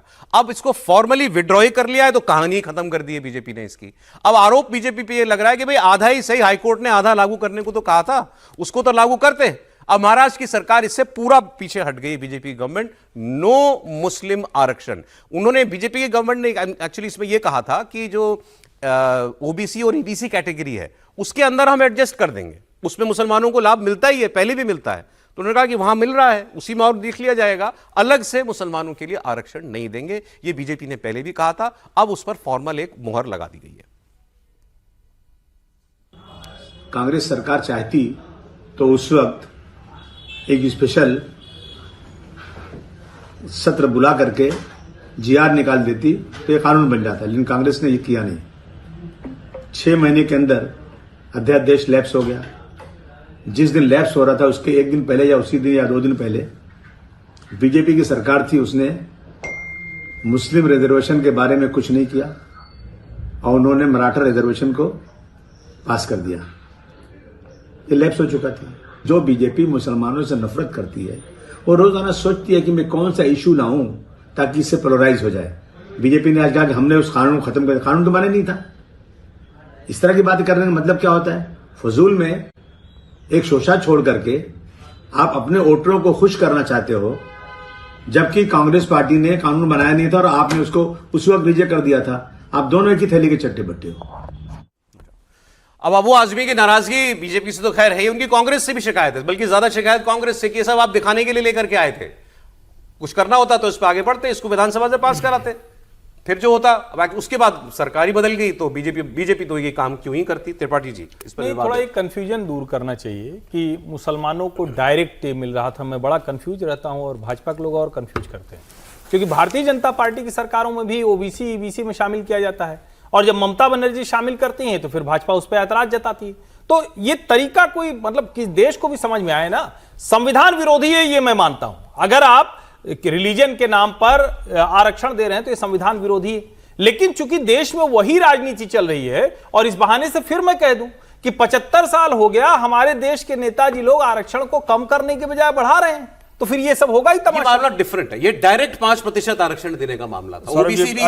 अच्छा ये बताइए मुझे आप कुछ देना चाह रहे हैं और आप ये कह रहे हैं कि भाई ठीक है, आपको सीधे देने के बजाय हम घर आएंगे, चुपके पकड़ा देंगे, ले लेना, मतलब ये ठीक है क्या? बीजेपी की सरकारों में जहां ओबीसी ईबीसी में मुसलमानों को मुसलमान को ही तो मिल रहा है, वो भी खत्म। अरे गुजरात में मिल रहा है, बीजेपी को वो खत्म करना है। मेरा मानना है सब खत्म करना चाहिए। अच्छा चले, आपको वैसे भी आरक्षण कम करना चाहिए अगर स्वस्थ समाज की तरफ बढ़ना है। ठीक, आगे एक खबर, देश में राज्यसभा के चुनाव होने वाले हैं। 37 सीटों के लिए चुनाव आयोग ने ऐलान कर दिया है। राज्यसभा की जिन 37 सीटों पर इलेक्शन होना है उसमें सबसे ज्यादा 7 सीटें महाराष्ट्र में ही हैं, 6 सीटें तमिलनाडु में हैं। इसके अलावा पश्चिम बंगाल और बिहार से भी 5-5 राज्यसभा सीटें खाली होंगी, इन पे इलेक्शन होगा। अब जिन प्रमुख नेताओं का राज्यसभा का कार्यकाल खत्म हो रहा है अभी, उनमें कौन कौन है?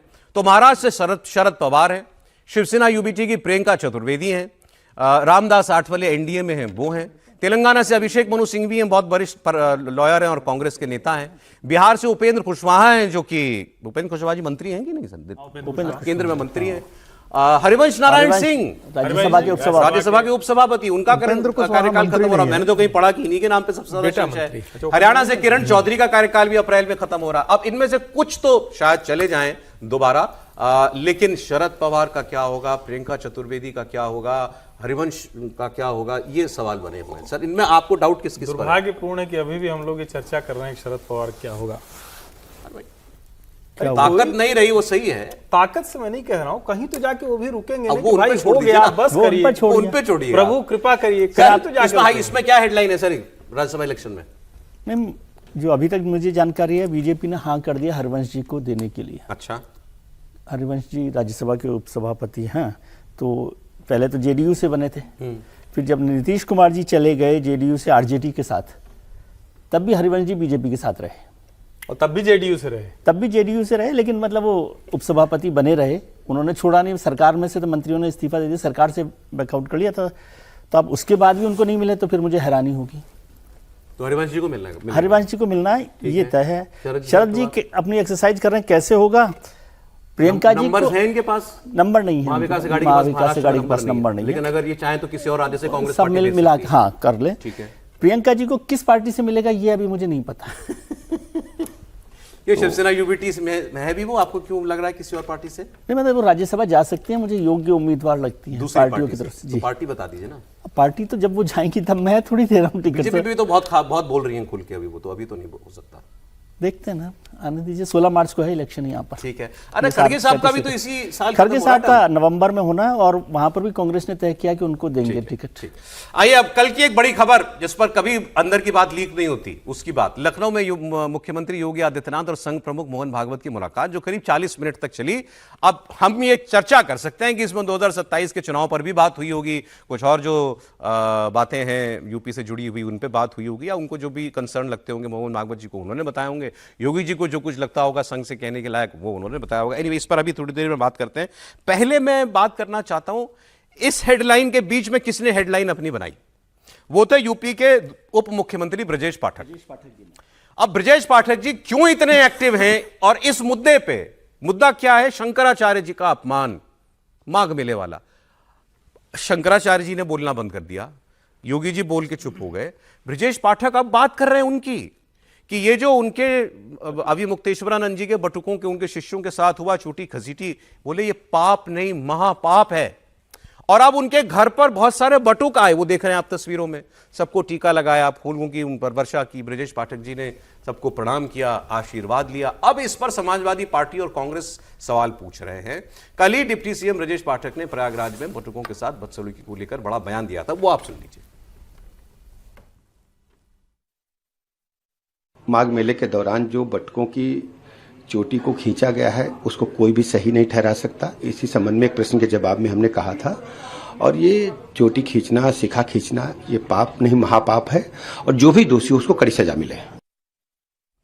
अब सवाल यह है कि क्यों वो इस मुद्दे को इतना बढ़ा रहे? सीधे सीधे ब्राह्मण राजनीति है ये, लेकिन जो मुद्दा ठंडा करना चाहती है उनकी पार्टी, विवाद है ना भाई, कौन चाहता है विवाद बढ़े?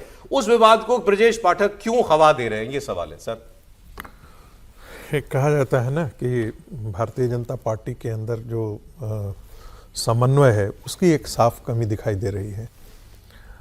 कम से कम उप मुख्यमंत्री को और मुख्यमंत्री को दोनों को एक पेज पर होना चाहिए था ऐसे महत्वपूर्ण मुद्दे पर, और खास करके तब जब आप उत्तर प्रदेश को 2027 में आप चुनाव में जाने वाले हैं और उस पर ब्राह्मण वर्सेस ठाकुर हो जाए, जो साफ दिख रहा है, बहुत साफ दिख रहा है कि इस प्रकार की चीजें दिखाई दे रही हैं। ब्राह्मण वर्सेस ठाकुर मतलब योगी जी को ऑपोजिशन ठाकुर कहता है तो उनके आदेश पर ब्राह्मणों की पिटाई। अब आप देखिए ना, ये साफ दिखाई दे रहा है। मैं कहता हूं एक राजनीति में एक मैसेजिंग तो बहुत इंपॉर्टेंट हो जाता है ना। अब ये कल अखिलेश यादव ने तंज क्यों किया? ब्रजेश पाठक पर तंज इसलिए किया, कहा कि भाई यदि यही करना था तो एक बार पहले योगी जी को समझा लेते। योगी जी तो ये भी कहा फिर इस्तीफा दो। कायदे से तो भारतीय जनता पार्टी को चाहिए था कि कम से कम अपने जो प्रमुख हैं, संगठन मंत्री हैं, मुख्यमंत्री, दोनों उप मुख्यमंत्री हैं और मुख्यमंत्री हैं, सभी एक पेज पर आकर के कम से कम इस पर अपना लगाते। इनका ये बयान योगी जी को सीधे है, योगी चुनौती है। मुझे लगता है कि इस चीज को ठंडा करने की आवश्यकता थी, न कि इस पर विवाद को और आगे खड़ा करने की आवश्यकता। हम कह रहे हैं कि दूसरे तो विवाद करेंगे ही करेंगे, हम अपने से उसको क्यों हवा दें? नहीं आ रहा। अब ये थोड़ा सा अखिलेश यादव ने ब्रजेश पाठक को सोशल मीडिया पर टारगेट किया है। अखिलेश यादव ने अपने पोस्ट में ब्रजेश पाठक के इंटरव्यू की क्लिप शेयर की है। और मुख्यमंत्री को भी चाहिए था कि कम से कम दोनों उप मुख्यमंत्रियों को एक पेज पर लें। अखिलेश यादव ने मुख्यमंत्री, उन्होंने लिखा कि भूतपूर्व मुख्यमंत्री को अस्वीकारते हैं, वर्तमान मुख्यमंत्री को मानते नहीं, उप होकर भी अपना राग अलापते हैं, मंत्रालय की जिम्मेदारियों से भागते हैं, लगता है वो जाने वाले हैं, ये वो जानते हैं। तो क्या वो कोई राह ढूंढ रहे हैं क्या ब्रजेश जी? बात यहां तक पहुंच गई है क्या? सर एक कमेंट हर्षवर्धन जी का। नहीं, मुझे कतई नहीं लगता। और ये तो अखिलेश जी ने थोड़ा, मतलब कई बार लगता है ना अखिलेश जी, आज तो तंज उनका बढ़िया होना चाहिए था कि देखो उल्टा होना चाहिए था। आज वो जो लिखे हैं, मुझे लग रहा था कुछ और, मैंने देखा नहीं था। वो कह रहे हैं इसका मतलब क्या हुआ? वो ब्रजेश पाठक, वो तो एक तरह से कह रहे हैं ब्रजेश पाठक देखिए उनको भी नहीं मान रहे, उनको भी नहीं मान रहे, उनको भी नहीं मानना, यानी ना अखिलेश को, ना योगी को, ना, और वो जाने वाले हैं। अब ये तो बड़ा विचित्र सा है। और देखिए फिर बचा कौन? फिर तो कांग्रेस और बसपा ही बची। इसीलिए तो मैं कह रहा हूं ना। और जो प्रोफेसर साहब कह रहे हैं, भाई कोई इसको समाप्त नहीं करना चाहता है। क्या योगी जी ने विधानसभा में जो कहा तो वो समाप्त करने का था? भाई उन्होंने जो कहा, और मैं फिर कह रहा हूं, शंकराचार्य की पदवी पर हैं वो, उनके ऊपर कोई टिप्पणी नहीं होनी चाहिए थी। और इसको सर, आप सीधे जवाब दीजिए, क्यों ये विवाद को, इसको हवा क्यों दे रहे हैं ब्रजेश? नहीं, हवा नहीं दे रहे हैं। उनको लगता है कि उत्तर प्रदेश में ब्राह्मण बहुत नाराज है। और आपने अगर देखा हो तो ब्रजेश पाठक से भी सवाल पूछा गया, वो अपनी उस भूमिका को ठीक करने की कोशिश कर रहे हैं। भाई ब्राह्मणों की कॉन्स्टिट्यूएंसी जो कर रहे हैं पार्टी के लिए कर रहे हैं, अपनी पार्टी के लिए कर रहे हैं। आप उसको पार्टी के लिए भी कह सकते हैं, आप उसको जो नाराजगी है उसको दूर करने के लिए कह सकते हैं। यूपी में एक और विवाद चल रहा था एसआईआर का। अखिलेश यादव जी ने चुनाव आयोग से मिलने का समय भी मांगा, वो मुलाकात हो भी गई है। उनका आरोप था कि फॉर्म 7 सेंट्रलाइज फॉर्म 7 बीजेपी वाले जारी करते हैं, भरा भराया फॉर्म होता है, किसी और के नाम, कोई और व्यक्ति किसी दूसरे के नाम पर आपत्ति करता है और उसका नाम काट दिया जा रहा है। और नाम कट रहे हैं मुसलमानों के, पिछड़े समाज के, दलित के और शेड्यूल्ड ट्राइब के। ये उनका आरोप था। और उनका था बहुत सारे लोग नाम जो है वो काटे गए। तो इस पर जवाब जो है मुख्य निर्वाचन अधिकारी का जो है वो आ गया। जरा दिखा दीजिए आगे। उन्होंने 1.5 घंटे तक ये बातचीत चली है और फिर चुनाव आयोग की तरफ से कहा गया है कि कुल 4336 नाम किसी और की शिकायत पर किसी व्यक्ति का काटा गया। 4336, जो कितने आबादी है उत्तर प्रदेश की? 25 करोड़। कितने वोटर होंगे? मेरे ख्याल से 15 करोड़। ठीक, उसमें से 4336 नाम कि मैंने शिकायत की विजय जी का कि इनका ये यहां रहते नहीं है या ये शिफ्ट हो गए तो इनका नाम काट दिया जाए या किसी और वजह से, ऐसे केवल 4300 नाम निकले, जिसको अखिलेश जी ने इतना बड़ा मुद्दा बनाने का प्रयास किया था। देखिए, ये एक एमओ है, मोडस ऑपरेंडाई है कि आप एक छोटी सी घटना को लेते हैं और उसको जनरलाइज कर देते हैं। ये राष्ट्रीय अस्मिता के साथ भी हो रहा है, राष्ट्रीय सुरक्षा के साथ भी हो रहा है। आप वेट करते हैं कि एक कोई घटना, अरे 15 करोड़ में आप जिस तरीके से थिएट्रिक्स आपका है, तो लग रहा है कि सारे ओबीसी, सारे एससी, एसटी, मुसलमानों का नाम काट दिया गया। लेकिन जब डेटा रिलीज करती है इलेक्शन कमीशन तो मालूम चलता है कि ये थिएट्रिक्स केवल आपका है। अब उस 4000 पे बात कीजिए, उसमें अब कितने ऑथेंटिक काटे गए हैं, कितने अनऑथेंटिक हैं, अब उस पर बात कीजिए। तो जब ऐसे सेंसिटिव मुद्दे हैं, जबकि रिफॉर्म्स, मैं मानता हूं कि एसआईआर एक प्रक्रिया मात्र केवल नहीं है, ये रिफॉर्म्स है। कभी न कभी एक स्टेज आता है एक इंस्टीट्यूशन का कि वो इस तरीके से मेगा रिफॉर्म्स करती है जी। तो और उस रिफॉर्म्स पे अगर आप इस तरीके का बयान करते हैं तो आप इंस्टीट्यूशंस को कमजोर करते हैं। जी। एक खबर यूपी से जुड़ी हुई, हमने भी इसकी खूब चर्चा की थी। मायावती जी और बीजेपी के बीच में क्या कुछ खिचड़ी पक रही है। पहले तो मायावती जी ने, एक खबर ये भी आई थी कि मायावती जी और क्या ओवैसी साहब का गठबंधन हो सकता है। कभी कोई कहता है मायावती जी कांग्रेस पार्टी, इनका गठबंधन हो सकता है। अब वो पहले भी कह चुकी थी, कल उन्होंने फिर एक प्रेस नोट जारी करके क्लियर किया कि 2027 यूपी इलेक्शन में हम अकेले लड़ रहे हैं, आप किसी ऐसी खबर पर, गुमराह करने वाली खबर पर यकीन ना करें। अपने लोगों से कहा कि हम किसी के साथ गठबंधन करेंगे, हम कोई गठबंधन नहीं करेंगे। फिर एक मुद्दा यह भी आया था कि मायावती जी को दिल्ली में टाइप 8 बंगला मिला और वो भी दूसरा बंगला मिला। तो टाइप 8 बंगले के लिए तो वो एंटाइटल नहीं थी, और राष्ट्रीय पार्टी के अध्यक्ष जरूर है, लेकिन टाइप 6 बंगलों शायद मिलता है, उनको मिला टाइप 8 सबसे बड़ा बंगला। उस पर भी उन्होंने सफाई दी है कि इसको भी कोई भ्रम ना फैलाए। उन्होंने कहा कि मुझे सिक्योरिटी रीजंस की वजह से टाइप 8 बंगला जो है वो दिया गया है। अब केवल सिक्योरिटी वजह थी, ये तो आपको बताना पड़ेगा ना, हम गलत खबर नहीं। सिक्योरिटी रीजन है, सिक्योरिटी रीजन को आप कैसे समझते हैं ये अलग बात है। किसकी सिक्योरिटी के लिए क्यों बंगला दिया गया ये महत्वपूर्ण। उन्होंने ठीक बोला है, सिक्योरिटी, चुनावी सिक्योरिटी के लिए, पॉलिटिकल सिक्योरिटी, जो सिक्योर हो जाए उनसे। सिक्योर इट रीजन, ये तो ठीक है, सुरक्षित रहे, सब अच्छा है। चलिए, अच्छा एक चीज मैं कह रहा हूँ, अभी सर ने, प्रोफेसर साहब ने भी कहा कि वो दोनों एक पेज पे नहीं है, ब्रजेश पाठक जी और वो आज नहीं है। इसमें केवल आज पर मुझे आपत्ति है, वो तो पिछले 1.5 साल से दिल्ली में उत्तर प्रदेश के उप मुख्यमंत्री हैं। नहीं, काम का विभाजन होता है सर, मैं आपसे सहमत नहीं हूँ, काम का विभाजन होता है। देखिए, ब्रजेश पाठक जी जो त्रिपाठी जी कह रहे थे, ब्राह्मणों की एक बहुत बड़ी कॉन्स्टिट्यूएंसी है और वो कहीं ना कहीं नाराज चल रहा है। ठाकुरों की कॉन्स्टिट्यूएंसी नहीं है, नहीं, दोनों की है, वो नाराज नहीं है। नहीं, इससे, सॉरी, यूजीसी से नहीं, यूजीसी से तो सब नाराज, सभी नाराज हैं। यूजीसी से तो भाई मुझे कल किसी ने कहा कि यूजीसी ने तो ब्राह्मण और ठाकुरों को एक कर दिया। नहीं, बिल्कुल उसमें से भी अलग करना चाह रहे हैं। मैं आपको फिर कह रहा हूं, आपने बीच में मेरे प्रवाह को तोड़ दिया। उत्तर प्रदेश में कोई ब्राह्मण ठाकुर डिवाइड नहीं, बल्कि लंबे अरसे के बाद, मैंने आपको एक दिन कहा भी था, फिर दोहरा दे रहा हूं कि पंडित जी पांव लागी, बाबू साहब खुशी राह चल रहा है। नहीं, लेकिन हम पहले पंचायत चुनाव में फिर त्रिपाठी जी वो पांव लागी और ब्रेक ले ले, उधर भी जाता है। भारत पाकिस्तान का मैच हुआ, भारत ने जीता, पाकिस्तान हारा, फिर पाकिस्तान में क्या हुआ वो आपने देखा, कैसे उनके लोग अपनी टीम के कपड़े फाड़ रहे हैं, कह रहे हैं इनको खेलना नहीं आता, कोई कह रहे हैं कि इनका एटीट्यूड ही ठीक नहीं है, इनका स्पोर्ट्समैन लाइक ना तो ग्रूमिंग है, ना लुक है, ना इनका एप्टीट्यूड है, सारी बातें वहाँ हो रही थी। अब इसमें से कुछ एक बयान आपको सुनने चाहिए जो अपनी उनकी टीम के लिए लोगों ने कहा, और आम लोगों का भी उस मैच को लेकर क्या रवैया था, इसके भी कुछ हैरान करने वाली नजरिए में आपको आज दिखाऊंगा। पहले एक जर्नलिस्ट हैं, ये इन्होंने कहा मैं एक खिलाड़ी से मिला, वर्ल्ड कप जाने वाली टीम के एक खिलाड़ी से मिला, और मैंने उससे पूछा साहब कैसी तैयारी है आपकी, उन्होंने कहा कि आप तो जानती हैं हम तो दुआ से जीतते हैं। ये वर्ल्ड कप जाने वाली टीम के प्लेयर ने बोला आप जानते हैं हम तो दुआ से जीतते हैं। तो जर्नलिस्ट ने कहा मुझे बड़ी हैरानी हुई कि यार ये प्लेयर कह रहा है हम तो दुआ के भरोसे हैं, दुआ से पीटते भी तो हैं। नहीं, फिर उन्होंने आगे पूछा कि नहीं फिर भी तैयारी क्या करते हैं आप, खास तैयारी क्या है इस बार आपकी मैचेस के लिए। तो उन्होंने कहा हम वजू करके जाते हैं, वहां से पहले वजू करते हैं। उन्होंने कहा हम वजू करके जाते हैं। ये एक इंटरनेशनल प्लेयर का वर्ल्ड कप में जाते हुए बयान है पाकिस्तान, ठीक। और ग्राउंड पे नमाज पढ़ने को लेकर के क्या क्या बातें हो चुकी हैं। वकार यूनुस ने तो ओपनली कहा था किसी एक प्लेयर का नाम लेते हुए, शायद रिजवान ये एक प्लेयर थे उनके लिए कहा था कि मुझे सबसे अच्छा ये लगा एक मैच में इंडिया के खिलाफ, उन्होंने कहा कि उसने हिंदुओं के सामने ग्राउंड में नमाज पढ़ी। ये वकार यूनुस का स्टेटमेंट है। ऐसे और बहुत सारे लोग हैं। पाकिस्तानी क्रिकेटर रिटायर होती है इतनी लंबी दाढ़ी रख लेते हैं आप, लेकिन ये व्यक्ति खुद जो एक जर्नलिस्ट हैं ये कितने हैरान थे अपने क्रिकेटर की, इंटरनेशनल क्रिकेटर की बात सुन के। आप देखिए ये फ्रॉम हॉर्सेस माउथ आपने सुना कि दुआ से हम जीतते हैं और वजू करके जाते हैं, मतलब ये हमारी तैयारी है जाने के लिए। और क्यों ये प्रॉब्लम है उनकी और ये माइंडसेट क्या है, ये आप एक और एक्स क्रिकेटर से सुनिएगा। वो एक एक्स क्रिकेटर एक आज के क्रिकेटर के बारे में बता रहा है। मुश्ताक अहमद इनका नाम है, ये आपने सुना होगा। मुश्ताक अहमद पाकिस्तानी टीम के बड़े खिलाड़ी थे।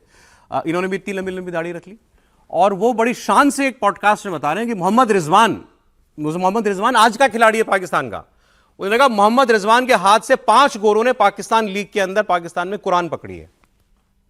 यह अचीवमेंट है कि एक क्रिकेटर ने 5 ईसाइयों को, गोरों को कुरान पकड़ाई, इस्लाम की दावत दी। और ये भी फिर आपको आप यूट्यूब पे करोगे तो याद आ जाएगा, एक कोई प्लेयर चलता चलता मैच खत्म हुआ या ब्रेक हुआ है, चलते चलते एक इंग्लिश क्रिकेटर या साउथ अफ्रीका के क्रिकेटर को कह रहा है कि आप मुसलमान हो जाओ। फील्ड पे पाकिस्तानी के खिलाड़ी करते हैं। आप सुनिए इसमें। मैं इन्होंने जो मजहबी बातें की उस पर बिल्कुल नहीं जा रहा हूं, मैं केवल ये कह रहा हूं कि इन्होंने नाम लेके प्लेयर का कहा कि उसने 5 गोरों को पीएसएल में कुरान पकड़ाई, और उन्होंने कहा कि इनके मुताबिक सबसे बड़ी काबिलियत ही है कि आप नमाज पढ़ते हो तो आप बढ़िया परफॉर्म करोगे। हम वर्ल्ड चैंपियन बने तो हम इसलिए बने कि हम नमाज पढ़ते थे। हमारी टीम, इमरान खान उस वक्त कितनी नमाज पढ़ते थे किसी को नहीं पता जब उन्होंने वर्ल्ड कप 92 का जीता था। कह रहे नहीं, अभी उन्होंने मोहम्मद रिजवान का नाम लिया तो मोहम्मद रिजवान को ही आप सुन लीजिए ना। मोहम्मद रिजवान पाकिस्तान का क्रिकेटर, वो कहता है आप डॉक्टरों की, क्रिकेटरों की, कारपेंटरों की, कुछ भी हो, पहला काम है खिलाफत के लिए काम करना। शब्द खिलाफत पूरी दुनिया में इस्लामी राज का मतलब होता है खिलाफत, एक इस्लामी हुकूमत। ये हमारा पहला काम ये है, चाहे हम कुछ भी हो। अच्छा मुझे ये बताइए, आप भी घर बैठे जितने बैठे हैं वो भी, यहां भी सब लोग हैं, इंडिया पाकिस्तान का मैच होता है, कभी ये सोच के आप टीवी के सामने बैठे कि हिंदू और मुसलमान का मैच हो रहा है? कभी भी मैं अपने बारे में कह सकता हूं नेवर, मेरा आया ही नहीं दिमाग में ख्याल कभी ये Hindu team versus Pakistan team का ख्याल। नहीं, मुझे तो आता है। आपको आ सकता है? हाँ, मुझे आता है। लेकिन वो देखें, वो तो क्रिकेटर हैं जो अपनी सोच बता रहे हैं इस पे। और मुझे नहीं आता है तब भी आपके दर्शकों के सामने बोलूंगा मुझे तो आता है। और जब उनकी कुटाई होती है, जैसे ये जो बोल रहे ना गाजा में उनका अल्लाह का रहम उन पर बरस रहा है ना, बाकी जगह वो कुट रहे हैं, पिट रहे हैं सारी दुनिया में, तो सब सारा, और कयामत का दिन तो पता नहीं है कि कब आएगा। तब तक वो पे मत जाइए ना, मैं तो कह ही नहीं रहा हूं, मैं तो उन्हीं की बातों पर कह रहा हूं। सोच ही ऐसी गंदी है क्योंकि उनको वही पढ़ाया जाता है। ये सोच कोई एक जगह थोड़े है, भारत के अंदर ऐसी सोच नहीं है क्या? भारत के अंदर भी उनकी सोच वैसी है। अच्छा, भारत की टीम में मुसलमान प्लेयर नहीं खेलते क्या? हमारा तो कैप्टन मुसलमान खेलते हैं, लेकिन हमारे यहाँ सोशलाइजेशन थोड़ा हो चुका है। मैं अभी सिराज खेलते हैं, कश्मीर का भी प्लेयर कोई खेलता है, बहुत सारे प्लेयर हैं मुसलमान खेलते हैं हमारे यहाँ। बट ये सोच है क्या? मैंने कहा आपसे, मैं आज आपको बताऊंगा पाकिस्तान की सोसाइटी की सोच। तो ये सोसाइटी के एक सेक्शन की मैंने बात की है। मैंने आपको क्या एक बयान किनके सुनाए? क्रिकेटर का बयान सुनाया, एक एक्स क्रिकेटर का बयान सुनाया। तो इसमें से कोई हैरानी है आपको? सौरभ भाई, पाकिस्तान में 2020 और 21 में 2 रिसर्च पेपर दोनों राउटलेस से छपे हैं।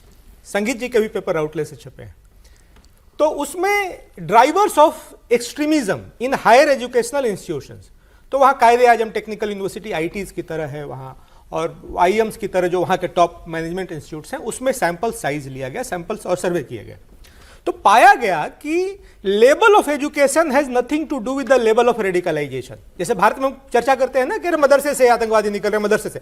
पाकिस्तान में ये कहा गया कि यार मदरसे से नहीं निकल रहे हैं, मदरसे से ही नहीं निकल रहे हैं, यूनिवर्सिटी से, उन मदरसे से ज्यादा निकल रहे थे जिन मदरसों में मॉडर्नाइजेशन के लिए पैसा आया था। ये दोनों उस रिसर्च में आया। दूसरा, जो पाकिस्तान के टॉप के यूनिवर्सिटीज थे वहां टॉप के आतंकवादी निकल रहे थे। The higher educational institutions in Pakistan, they were producing the highest lot of terrorist, radicalise lot. कुल मिला जुला करके जो बात है कि ड्राइवर ऑफ एक्सट्रीमिज्म जो है वो कुछ और है, वो पढ़ने लिखने और जाहिलियत से जुड़ा हुआ नहीं है। दूसरी बात कि अगर आप मान लीजिए कि अगर आप पूजा है जी, आप हर धर्म में पूजा पद्धति अलग है, और प्रैक्टिस नहीं कीजिए और खाली पूजा करके आप मैच जीत जाएंगे, तो अभी तो 2 दिन पहले वर्ल्ड कप हुआ ना, लेकिन उन्होंने बोला पूरी ना, तरीके से पीटे। हम मैच तो कुल मिला जुला करके आप अपने धर्म को कटघरे में खड़ा करते हैं। ठीक है, एक तो ये बात। अच्छा, ग्राउंड पे नमाज पढ़ने का क्या मतलब है? मुझे तो यही समझ में नहीं आया, ग्राउंड पे नमाज कैसे? आप ड्रेसिंग रूम में पढ़ो ना, ड्रेसिंग रूम है, सबके पास होता है, ये नुमाइश क्यों है? अच्छा, ये तो चलिए क्रिकेटर की बात हुई।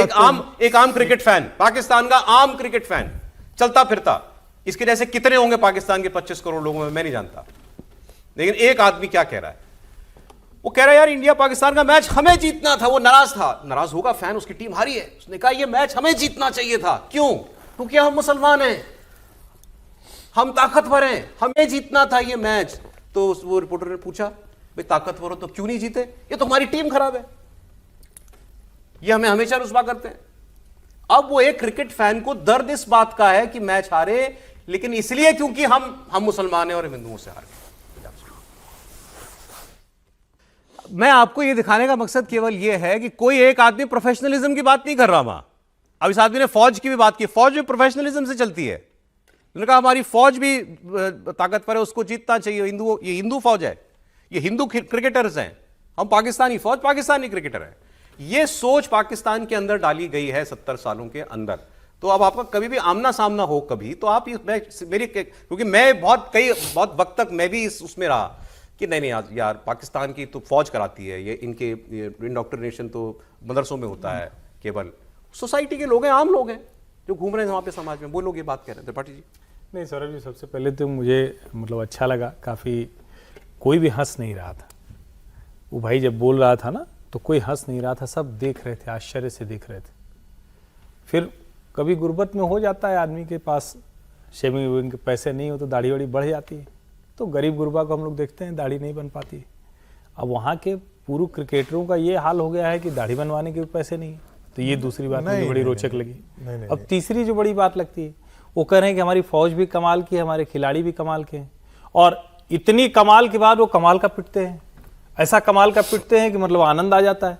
और ये सब जब पिट जाते हैं तो फिर वही है कि वही जो 5 वक्त के नमाजी हैं वो उठा उठा के अपनी टीवी तोड़ते हैं। तो एक तरह कहें बड़ा सुंदर जो है, मतलब उन सब ने तय कर रखा है।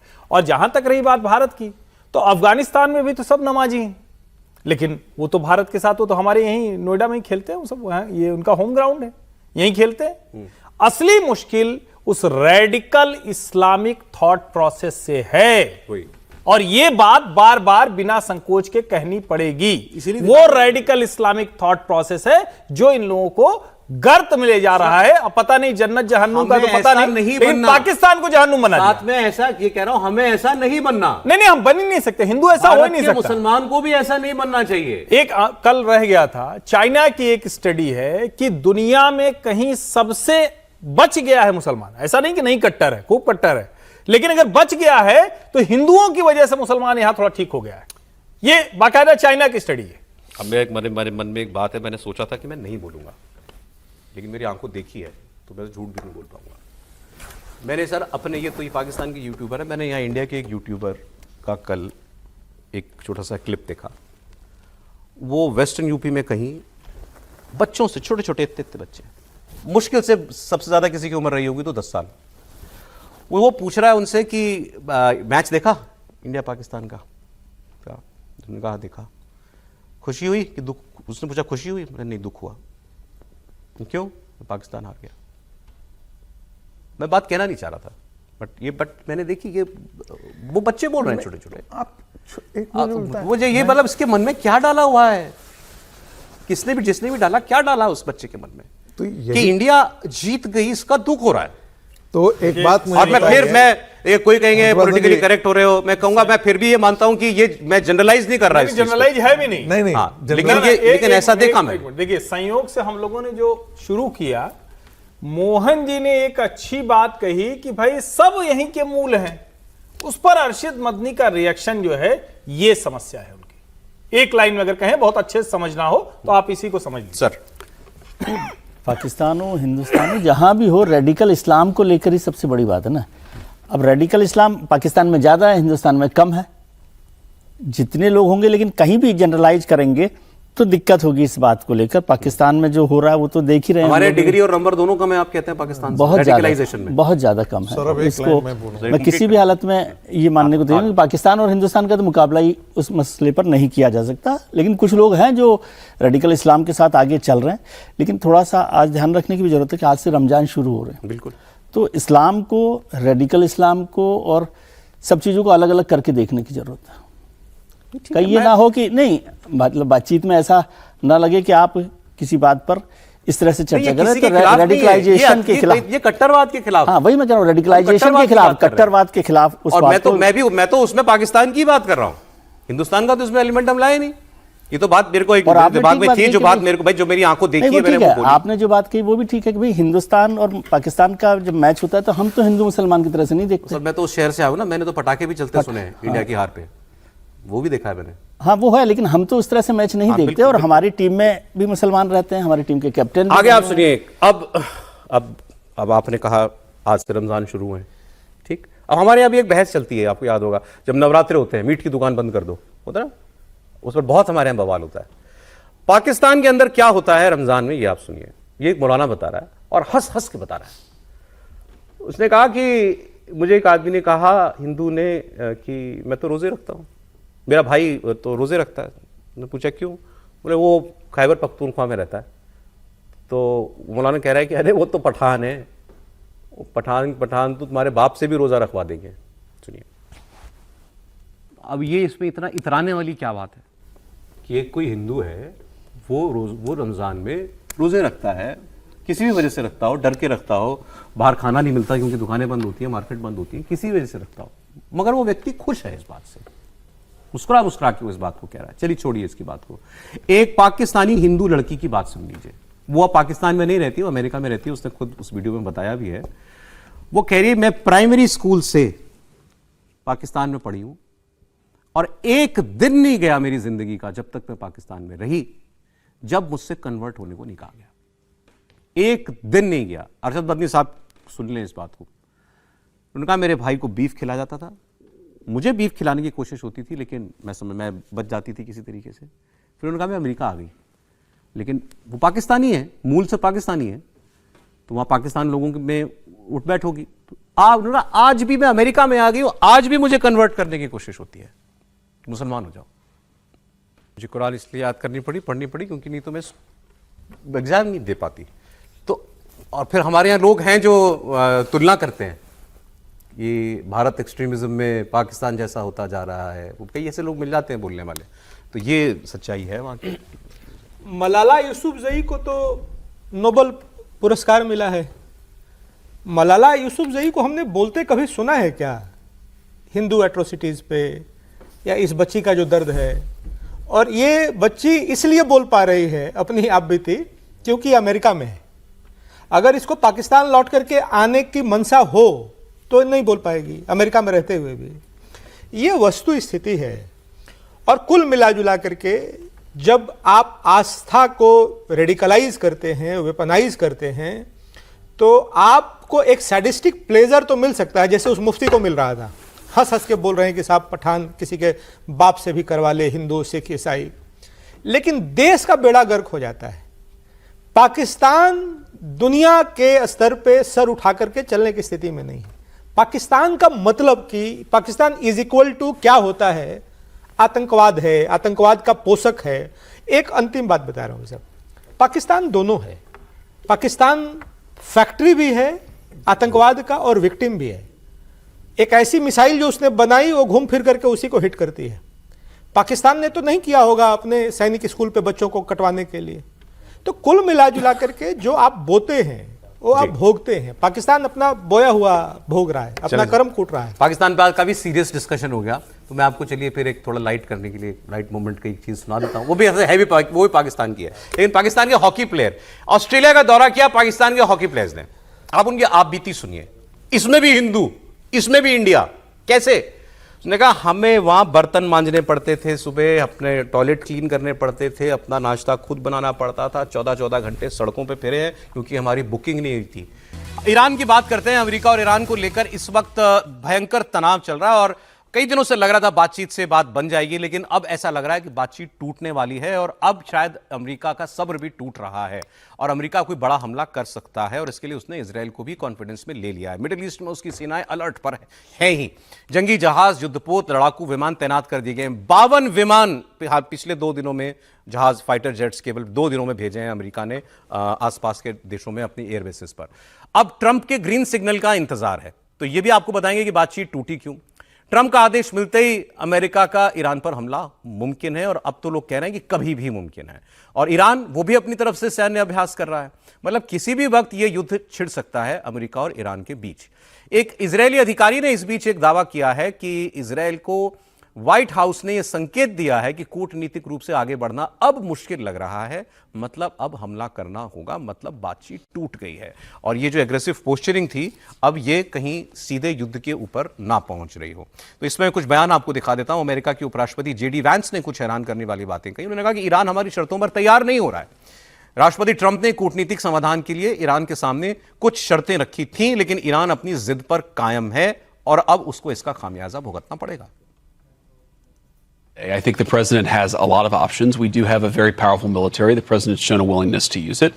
He also has a remarkable diplomatic team. He's shown a willingness to use that too. And so what the president has been very clear with the Iranians, and actually I just talked to Steve Witkoff and Jared Kushner this morning about some of their negotiations, is the United States has certain red lines. Our primary interest here is we don't want Iran to get a nuclear weapon. We don't want nuclear proliferation. If Iran gets a nuclear weapon, अच्छा, इस पर Iran के विदेश मंत्री का मैंने बयान देखा। वो कह रहे थे कि हम इस बात का सबूत कैसे दें अमेरिका को और दुनिया को कि हमें न्यूक्लियर हथियार नहीं बनाना, हमारी बात पर यकीन क्यों नहीं करते। उन्होंने तो यहां तक कहा कि हमारे मजहब में मना है वेपन ऑफ मास डिस्ट्रक्शन, ऐसे हथियार रखना। ये बात उन्होंने कही। क्या रिलीजन फॉरबिड्स इट। इससे पहले आयतुल्लाह खमेनेई जो हैं वो भी ये बात कह चुके हैं कि ये दीन के खिलाफ है ऐसा हथियार रखना, हम न्यूक्लियर हथियार नहीं बनाएंगे। ये ईरान बार बार कह रहा है, लेकिन वो कह रहा है कि सिविलियन यूज के लिए न्यूक्लियर एनर्जी का इस्तेमाल करना ये हमारा हक है, जैसे पूरी दुनिया का है। एनीवे, अमेरिका का कहना है कि तुम्हारा न्यूक्लियर से कोई लेना देना ही नहीं होना चाहिए। इतना ही नहीं कि तुम यूरोप की यूरेनियम एनरिचमेंट नहीं करोगे, बम नहीं बनाओगे, तुम न्यूक्लियर नो हाउ भी नहीं रखोगे। मतलब ये टेक्नोलॉजी ही तुम्हारे पास नहीं होनी चाहिए, ये अमेरिका की शर्त है। ईरान इस बीच में इतना भी कलम न को बताया था, इस बात के लिए भी राजी था कि हम अपना यूरेनियम रूस के वहां रखवा देते हैं, अपने देश में रखते भी नहीं है, आईएईए को एक्सेस दे देंगे। लेकिन इस पर भी अमेरिका या ट्रंप जो है वो उनकी संतुष्टि नहीं हुई। अब व्हाइट हाउस की जो प्रेस सेक्रेटरी हैं कैरोलिना लिविट, इनके दावे की बात सुन लेते हैं। इन्होंने कहा कि सेकेंड राउंड की मीटिंग हुई, कुछ बातों पर बात बनी भी है, लेकिन अभी इस पर आगे कुछ भी कहना वो जल्दबाजी होगी। सारे ऑप्शंस खुले हुए हैं। Look, I don't have any specifics on the president's recent conversations with Israel. As you know, Prime Minister Netanyahu was just here at the White House last week or the week before. But again, with respect to Iran, there was some progress made. And we'll continue to see how this plays out. The United States government, of course, is always in close communication and correspondence with the state of Israel, and that starts right at the top with the president and Prime Minister Netanyahu themselves. One more. Go ahead. तो कह रहे हैं कि हम Israel को confidence में लेके कर रहे हैं, जो भी कर रहे हैं। लेकिन मैं आपसे कह रहा था, ट्रंप ने अब तक क्या सबसे बड़ा जो संकेत दिया वो क्या था। ट्रंप ने ट्रूथ सोशल पर पोस्ट किया है और उन्होंने यूके के, ब्रिटेन के प्राइम मिनिस्टर का नाम लिख के ये कहा है कि प्राइम मिनिस्टर कीयर स्टारमर, आप ये डिएगो गार्सिया की डील मत कीजिए। और वो आगे लिखते हैं, डिएगो गार्सिया इंडियन ओशन में है, एक छोटा सा द्वीप है, मॉरिशस के पास है सर, मॉरिशस के पास है, मॉरिशस का था, लेकिन इस पर इंग्लैंड ने कब्जा किया हुआ था, वो इंग्लैंड की संपत्ति थी। नेटो का मेंबर होने के नाते अमेरिका का वहां बेस है, अमेरिका का मिलिट्री बेस है डिएगो गार्सिया। इंडियन ओशन में मॉरिशस की तरफ थोड़ा आप आगे जाएंगे तो उधर। और ट्रंप ने कियर स्टारमर को यह कहा है कि तुम ये डील मत करो। डील क्या की कि कियर स्टारमर ने, उन्होंने कहा कि इसका आधिपत्य लौटा दिया मॉरिशस को कि अब ये तुम्हारी संपत्ति है, मेरी नहीं, लेकिन मैं 99 साल की लीज पर लेता हूं तुमसे। तो हुआ गिव एंड टेक, एक हाथ दिया दूसरा हाथ लिया, लेकिन मालिकाना हक लौटा दिया और लीज पर ले लिया 99 साल की। तो ट्रंप कह रहे हैं ये बेवकूफी है, वो पहले भी कह चुके हैं। और फिर इसमें वो साफ साफ लिखते हैं कि should Iran decide not to make a deal, अगर ईरान से डील नहीं हुई, it may be necessary for the United States to use Diego Garcia and the airfield located in Fairford in order to eradicate a potential attack by a hugely highly unstable and dangerous regime. कि अगर dialogue से बात नहीं बनी तो मुझे इस base की जरूरत है ईरान पे हमला करने के लिए। इससे साफ और क्या कहेंगे वो सर? ये सही बात उन्होंने बोल दी है कि डिएगो गार्सिया की चिंता क्यों है उनको, क्योंकि वो बेस है यूएस का और वहाँ से उनको अटैक करने के लिए ईरान के लिए थोड़ा सा आराम हो जाएगा। अब भी बातचीत, लेकिन मुझे नहीं समझ में आता कि अब अमेरिका तो जो चाहे वो कर सकते हैं, मतलब उनको जो मर्जी हो, कि ये शर्त लगाना कितना कौन तय करेगा, क्या से देश होगा कि आप सिविलियन यूज़ के लिए भी न्यूक्लियर पावर को यूज़ ना करें। और वो लोग कह रहे हैं जो न्यूक्लियर पावर को वॉर के लिए यूज़ करने के लिए तैयार है, किया हुआ है, मतलब अब भी तैयार हैं वो किसी भी तरह से। सबसे ज़्यादा न्यूक्लियर वॉरहेड्स उनके पास हैं। तो क्या ईरान उसके लिए तैयार होगा, या जो और लोग इसमें मीडिएट कर सकते हैं वो क्या इस बात के लिए तैयार करेंगे? अब भी मुझे लगता है कि ये सब चल रहा है इसमें। लेकिन सर वहां जो हालात हैं वो तो रोज बिगड़ते जा रहे हैं। एक तस्वीर में दिखाता हूं आपको, एक तस्वीर है कि वो ईरान ने धमकी दी थी कि हम ये स्ट्रेट ऑफ हॉर्मुज, जिससे दुनिया का 20% तेल शिप होता है, उसको हम बंद कर देंगे। इतनी पतली सी वो एक नेक जैसी है, चिकन नेक जैसी, वहां से निकलता है तेल। एक तस्वीर आई है कि इन्होंने ईरान ने अपनी एक्सरसाइज के लिए आधा स्ट्रेट ऑफ हॉर्मुज बंद कर दिया है, वहां मिसाइल फायर करके भी देख रहे हैं। एक तस्वीर होगी वो लगाइएगा जरा इसके बाद वाले में, टैंकरों की लाइन लग गई है वहां पर, स्ट्रेट ऑफ हॉर्मुज में टैंकर्स की लाइन लग गई है। ये जो आप देख रहे हैं ना, ये देखिए, एक के पीछे एक, एक के पीछे एक, ये सब ऑयल टैंकर्स हैं।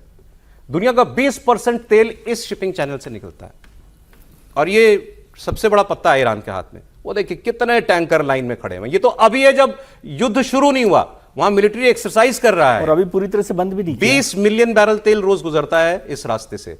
ये हालात वहां पर इस वक्त जो है वो बने हुए हैं। लेकिन इससे सबसे ज्यादा तेल किसके पास जाता है आपको पता है? ईरान का सबसे ज्यादा तेल कौन खरीदता है? हमने तो बंद कर दिया, चीन खरीदता है। चीन 35%, 33 से 35% तेल अपनी जरूरत का वो ईरान से चाइना लेता है, और ईरान से जाने वाला 90% तेल वहीं जाता है चाइना के पास। अब वहां के राष्ट्रपति ने, ईरान के राष्ट्रपति ने बड़ी हैरान करने वाली स्टेटमेंट दी। उन्होंने कहा कि दुनिया कहती है कि चाइना हमारी मदद को आएगा, चाइना हमें फंड कर रहा है, चाइना हमारी सपोर्ट कर रहा है, चाइना हमारी कोई फंडिंग नहीं कर रहा। यह बात बिल्कुल गलत है, जो भी यह बात कहता है। सुनिए। From a hypersonic missile. Well, the Iranians have hypersonics. The Chinese and the Russians gave them the technology and they developed it internally, domestically. An aircraft carrier is the size of a city.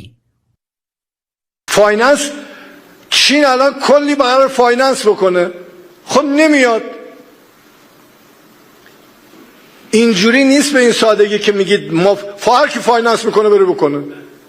الان اعلام میکنم نمایندگان محترم اینجا تشریف دارن، اگر کسی هست میخواد فایننس بکنه برید بکنه. اما چی میخواید؟ بیاید همین الان امضا بدن برید فایننس کنید. तो कह रहे हैं चीन कोई हमें finance नहीं कर रहा, 90% तेल चीन को ही बेचते हैं, चीन अभी भी तेल खरीद रहा है। ये एक मुद्दा है। दूसरा जो वो ट्रंप कह रहे हैं कि डिएगो गार्सिया की वो मुझे जरूरत पड़ेगी हमला करने के लिए। देखिए, चूंकि उनके पास 8 एयर बेसेस हैं जो सेंट्रल एशिया और मिडिल ईस्ट को लेकर के, लेकिन ईरान ने बहुत साफ साफ कह रहा है कि उनकी बैलिस्टिक मिसाइलें जो है वो कतर और बाकी जहाँ पर हैं उन सबको हिट करेगी यदि अमेरिका हिट करता है तो वैसे में उनके लिए एक सेफ वही रह जाता है कि डिएगो गार्सिया द्वीप पर जहाँ कैजुअलिटी बहुत कम होगा, क्योंकि वो बहुत उनके लिए सेफ होता है। अब डिपेंड करता है कि दे दीजिए वो मैप, जिस प्रकार से नेवल फ्लीट का जमावड़ा हो रहा है और एयरफोर्स वगैरह ऑपरेट करने के लिए ऑपरेशनल स्टेज में तैयार है, मुझे ऐसा लगता है कि किसी भी समय जो है वो युद्ध जो है वो छिड़ सकता है। वो डिएगो गार्सिया जहाँ है और उसके ठीक ऊपर आप देखेंगे वहाँ ईरान है। बिल्कुल, यहाँ से मुझे जरूरत पड़ेगी हमला करने की। हाँ, तो उनके पास तो लॉन्ग रेंज के बैलिस्टिक मिसाइल्स हैं, उनके पास एयरक्राफ्ट हैं, एयरक्राफ्ट कैरियर ऑलरेडी वहाँ पर पड़े हुए हैं। तो उनके लिए बहुत ज्यादा मुश्किल काम नहीं है, अमेरिका के लिए हिट करना मुश्किल नहीं है। सबसे उनकी दिक्कत यह है कि चाइना और रसिया के जो जहाज हैं वो भी वहां पर गश्त कर रहे हैं। है ही नहीं कभी भी कि अमेरिका मार सकता है कि नहीं मार सकता, वो तो मार ही सकता है। सवाल यह कि ईरान रक्षा कर सकता है अपनी, ईरान मार सकता है क्या? इसका जवाब एक सीआईए अफसर ने दिया, वो जो अभी चल गया था गलती से बयान, वो वाला सुना रहा हूं आपको। सीआईए के एक्स ऑफिसर, उन्होंने कहा मैंने कुछ मिलिट्री एक्सपर्ट से बात की है और मैंने उनसे पूछा है कि ये जो एयरक्राफ्ट कैरियर यहाँ 2-2, 3-3 भेजे हुए अमेरिका ने, क्या ईरान इनको नुकसान पहुंचा सकता है? क्या ईरान के पास ऐसी कोई मिसाइल है जो कि हमारे एयर डिफेंस, उस शिप के एयरक्राफ्ट कैरियर के एयर डिफेंस को मात दे दे? उन्होंने कहा बिल्कुल है, और ईरान के पास हाइपरसोनिक मिसाइल है। आपका एयरक्राफ्ट कैरियर सिटिंग डक है वहां पर। From a hypersonic missile. Well, the Iranians have hypersonics. The Chinese and the Russians gave them the technology and they developed it internally, domestically. An aircraft carrier is the size of a city.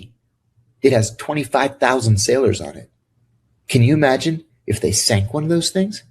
Or even just damaged it to the point where it would have to be towed into port for 2 years worth of repairs? कोई वजह तो है ही ना कि Trump ने अभी तक हमला नहीं किया। क्या पता वो यही डरो सर। कुल मिला जुला कर कहानी यह है कि युद्ध किसी के हित में नहीं है। किसी का व्यवसायिक हित सज सकता है, लेकिन युद्ध हमेशा भयावह है।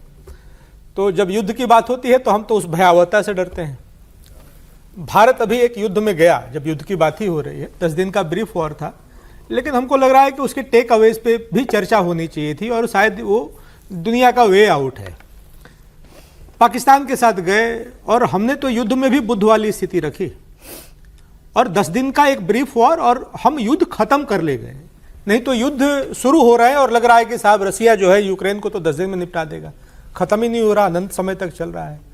कुल मिला जुला करके ये ट्रेड है, ट्रेड की सुटेबिलिटी है, ईरान के अपने इश्यूज हैं और ईरान को जो बार बार अभी ईरान के जो प्रीमियर्स के तरफ से आ रहा है कि हम ऐसा वैसा, ईरान भी तो धमकी दे ही रहा है। ईरान कहाँ सरेंडर दिख रहा है? उसके आसपास आपने जब सब जंगी बेड़े लगा दिए, क्या करेगा? हाँ, देखिए ये तो बड़ा विचित्र है ना कि अमेरिका तय करेगा कि तुम क्या बनाओगे, क्या करोगे। अमेरिका तय करेगा कि कोई दूसरा देश किसी तीसरे देश के साथ कोई समझौता करेगा कि नहीं करेगा। किसी द्वीप पर वो हमको चाहिए लड़ने के लिए, ये कोई कहे कि चलो ठीक है अमेरिका को कुछ भला काम करना है उसके लिए द्वीप चाहिए, तुमको अपनी मिसाइलें तैनात करने के लिए चाहिए। मुझे लगता है कि जो दुनिया में ट्रंप कर रहे हैं, हो सकता है कि उनको लग रहा हो कि उनकी मुट्ठी से रेत फिसल रही है, जो अमेरिका की पावर है वो धीरे धीरे खत्म हो रही है। जो हम लोगों अभी चूंकि अब कहानी कुर्सी के अंत में है, जो एआई समिट हुआ है जरा आप देखिए, उसमें अमेरिकी कंपनियां भले हैं, अमेरिका की बात नहीं हो रही, उसमें फ्रांस की बात हो रही, उसमें ब्राजील की बात हो रही, उसमें चाइना की बात हो रही, उसमें इंडिया की बात हो रही, उसमें नई बात हो रही है अमेरिका की। इसमें ईरान, इसमें अमेरिका की लड़ाई का एंगल क्या है? नहीं, मैं इसलिए कह रहा हूं कि ये जब आप करते हैं तो आप दुनिया को अपने तरीके से करने की कोशिश कर रहे हैं, दुनिया अपने तरीके से उसका जवाब दे रही है। मैं ये कह रहा हूं कि दिख भले नहीं रहा, लेकिन अमेरिका के खिलाफ एक अलग तरह की लामबंदी शुरू हो गई। चलें, खैर अब ये तो दिखेगा कि ईरान के पक्ष में कोई खड़ा होता है कि नहीं खड़ा होता। नहीं, वो तो खामनेई साहब की अपनी गड़बड़ियां, कौन खड़ा होगा? नहीं, ईरान के पक्ष में रसिया ने कहा है कि हम चाइना ने भी कहा है, चाइना ने कहा है कोई लड़ाई में जाएगा। अगर लड़ाई में तो कोई नहीं जाता, लड़ाई में तो यूक्रेन में नहीं। चाइना को सबसे ताकतवर तो अमेरिका बनाता है, उस पर तो अलग से बात होनी चाहिए। उसकी कंपनी को मजबूत बनाता है, उसका ट्रेड मजबूत कराता है। रशिया ईरान का पूरा तेल भंडार दे देता है फ्री में। एक अपडेट मैं आपको इमरान खान का दे दूं। पाकिस्तान में अभी भी बहुत तेज विरोध प्रदर्शन चल रहे हैं और खास तौर पर लाहौर, इस्लामाबाद, सब जगहों पर प्रोटेस्ट हो रहे हैं। खास तौर पर आर्मी की गाड़ियां वो लोग जो है रोक रहे हैं और उनको आगे नहीं बढ़ने दे रहे हैं। ये तो एक बात हुई। इमरान खान की जो बहन उनसे लास्ट टाइम मिल के आई थी, उन्होंने एक बड़ा स्ट्रेंज बयान दिया। उन्होंने कहा कि जब मैं लास्ट टाइम मिली थी तो मुझसे इमरान खान ने कुछ बातें कहने को कहा था, लेकिन मैंने वो नहीं बताई। तो शायद इसलिए नहीं बताई उन्होंने क्योंकि इधर से सरकार का प्रेशर था कि आपको ऐसा बयान नहीं देंगे जिससे कि यहाँ पर तनाव हो जाए। तो उन्होंने कहा कि उस वक्त मुझे इमरान ने कहा था कि बाहर जाओ और सबको बोलो कि आसिम मुनीर मुझे मार रहा है, मुझे मारना चाहता है, मुझे जान से मारना चाहता है। तो उन्होंने कहा कि मैं ये बयान कैसे दे दूं? तो उन्होंने कहा कि इमरान ने मुझसे कहा था तुम्हें बिल्कुल यही बोलना है बाहर जाके, लेकिन मैंने ये बात उस वक्त नहीं कही। एक बात थी जो मेरी आखिरी मुलाकात में हुई, खान साहब ने मुझे कहा, सबसे पहले जो बात की जो मैंने नहीं बताई कि मेरे अंदर हिम्मत नहीं थी वो बताने की, मैंने उनको भी जेल में कहा था कि मैं ये बात नहीं करूंगी बाहर। उन्होंने कहा जी करो, और मैंने कहा मैं नहीं करूंगी। मगर आज जब ये सारी मैं चीजें देखी हैं और जो उनकी हालत है, उन्होंने मुझे कहा, कहते ये मुझे मार देंगे, इन्होंने मुझे मारने का प्लान किया है और आसिम मुनीर इसका जिम्मेदार होगा। और मैंने कहा मैं क्यों कहूँ मार देंगे, कहते कहो कि मुझे मार देंगे, ये मुझे मार रहे हैं, ये मुझे मार देंगे। तुम सोचे अब जो ये सब कुछ हो रहा है, जिस तरह हर चीज, और जो जैसे ये मोहसिन नकवी जैसा इंसान बातें कर रहे हैं, अब मुझे यकीन है ये मार देंगे। मगर ये तो कोई नहीं जानता है इमरान खान को तब ऐसा लगा और उन्होंने ऐसा कहा कि नहीं कहा, लेकिन ये बात ठीक है कि ये मुलाकात 1.5-2 महीने पहले की होगी और उसके बाद इमरान खान की एक आंख खराब होने की खबर आ गई। तो वो कह रहे हैं कि अब मुझे यकीन हो गया कि इमरान खान जो कह रहे थे वो ठीक कह रहे थे। अब रहा दूसरा सवाल कि इमरान खान बाहर आएंगे, जेल से अस्पताल जाएंगे कि नहीं जाएंगे। इस पर एक बड़ी सीधी सीधी बात पहली बार मिली सुनने को, और वो बात कही वहां के प्राइम मिनिस्टर के एडवाइजर ने, राना सनाउल्लाह। उन्होंने कहा बार बार हमसे पूछते हैं कि हम इनको जेल में भेजेंगे कि नहीं भेजेंगे, हम इनसे कोई समझौता करना चाहते हैं कि नहीं चाहते। कोई उससे भी तो पूछे जाके कि वो समझौता करना चाहता है कि नहीं चाहता, और कहता मैं बताता हूं आपसे, 2 बार हम कोशिश कर चुके हैं कि आओ मिल बैठ के कुछ बात कर लेते हैं। इमरान खान कहता है कि मुझे तुमसे बात ही नहीं करनी। अब असलियत तो राना सनाउल्लाह ने खुद ही बता दी। नवाज शरीफ इतने बड़े लीडर हैं कि जेल से ये कह के बीमारी का बहाना बना के वो विदेश चले गए थे, लेकिन वो कह रहे हैं ऐसा करके उन्होंने खुद को भी बचा लिया और पार्टी भी बचा ली। इमरान खान जो कर रहे हैं कि मैं कोई समझौता नहीं करना चाहता, इससे अपनी पार्टी को भी खतरे में डाल रहे हैं और खुद को भी खतरे में डाल रहे हैं। सर अब क्लियर हो गया ना, अब तो सरकार ने बोला है। सरकार ने बोला है, इसकी बात भी हम लोग पहले कर चुके हैं। और इमरान खान को जब लग रहा है कि पूरा मुल्क उनके साथ खड़ा होने की मतलब आ गया उस जगह पर, तो वो क्यों अभी इस समय समझौता करेंगे। कोई भी लीडर ऐसी जगह पर नहीं करना चाहता, और वो पूरा प्रेशर बना रहे हैं कि जब डील हो तो कम से कम जितनी बातें हों वो उनके हक की हो जाएं। लेकिन मैं इसमें, हमने पहले भी चर्चा की कि उनकी तबीयत को लेकर ज़्यादा चिंता करनी चाहिए, और पाकिस्तान सरकार मेरे हिसाब से तो उन पर ध्यान नहीं दे रही। कुछ कर रही है कि नहीं कर रही है, लेकिन उसको करना चाहिए, और ये पाकिस्तान सरकार को भी महंगा पड़ेगा। इसको आप मत समझिए कि वो आसिम मुनीर के खिलाफ प्रदर्शन और नारेबाजी ये तो विदेशों में भी होने लगी। तस्वीर आपको मैं दिखा देता हूं, एक तस्वीर, अगली तस्वीर बस दिखा दी, मैं आ रहा हूं सर। ये तो ये है कि आर्मी की गाड़ी रोकी है, देखिए आर्मी वाला, आर्मी की गाड़ी नहीं गुजरने दे रहे हैं वहां सड़क पर लोग, और ये आसिम मुनीर मुर्दाबाद के नारे विदेश में लग रहे हैं। वही कह रहा हूं कि उनके लिए महंगा पड़ेगा ये। मतलब जहां से भी ये अपनी आवाज पहुंचा सकते हैं, पहुंचाने की कोशिश। कहां आप बोलिए यार, वो सही है कि नवाज शरीफ बड़े चतुर सुजान राजनेता हैं, शातिर व्यक्ति हैं। उन्होंने अपनी राजनीति बचा ली, अपनी पार्टी बचा ली, अपने भाई को पीएम बनवा लिया, बिटिया को सीएम बनवा लिया, सब ठीक है। लेकिन इमरान खान पाकिस्तानी इतिहास के जिस मोड़ पर खड़ा है, अगर इमरान खान कहीं जेल में मर गया, मैं ये शब्द इस्तेमाल कर रहा हूं, ईश्वर न करे कभी कोई ऐसी खबर आए, लेकिन अगर इमरान खान की जान चली गई जेल में, तो आसिम मुनीर से लेकर शरीफों की पार्टी और जरदारी भुट्टो की पार्टी, उनके लिए वो काल का दिन होगा। उनके लिए उससे खतरनाक दिन कोई नहीं होगा। ये आप, और उसको हम उनको और समझ में आए तो कह दूं, इमरान अगर जेल में मरा तो पाकिस्तान के हुक्मरान पूरे एस्टेब्लिशमेंट के लिए कयामत कर। मुझे जो वहां से उनके लोगों की बातें सुन के जो सेंस मुझे समझ में आ रही है वो ये कि उनकी सरकार को ये लग रहा है कि इमरान खान की हालत इतनी खराब नहीं है कि उनको कुछ हो जाएगा, तो इसीलिए जेल में जितना जेल में रखना मुमकिन हो जेल में रखो, जेल से बाहर ना निकालो। अस्पताल ले जाना भी आफत बन जाएगा अगर एक बार जेल से बाहर निकाल दिया तो। सर देखिए, सरकार ने तो उनको कहा कि अल सैफी कोई एक हॉस्पिटल है, अल शिफा हॉस्पिटल, उसमें ले जाने के लिए, लेकिन इमरान खान की पार्टी तैयार नहीं है, इमरान खान उसके लिए तैयार नहीं हो रहे हैं। तो जो लोगों की उनकी पार्टी का कहना है कि इमरान खान के जो विश्वस्त डॉक्टर हैं उन्हीं से उनके गया। अच्छा देखिए, दूसरी बात यह है कि यदि सिर्फ आंख खराब है तब तो मुझे नहीं लगता है कि उनकी जान पर खतरा है। मान लेते हैं कि यदि 15% भी एक आंख से दिख रहा है और दूसरी आंख से 85% या 72% का रिपोर्ट आया है, यदि वो सच है जो दिखाया जा रहा है, तब तो उसमें कोई दिक्कत नहीं है, उनके जान तक खतरा नहीं है। लेकिन कोई वाइटल ऑर्गन यदि उनका कोई यदि उससे खराब हुआ हो, किडनी वगैरह डैमेज, तो सरकार भी देखती होगी ना कि भाई अगर जेल में बहुत बड़ा हो गया तो हमारा तो आग लगेगी। सर पाकिस्तान में आग लगेगी या लग चुकी है?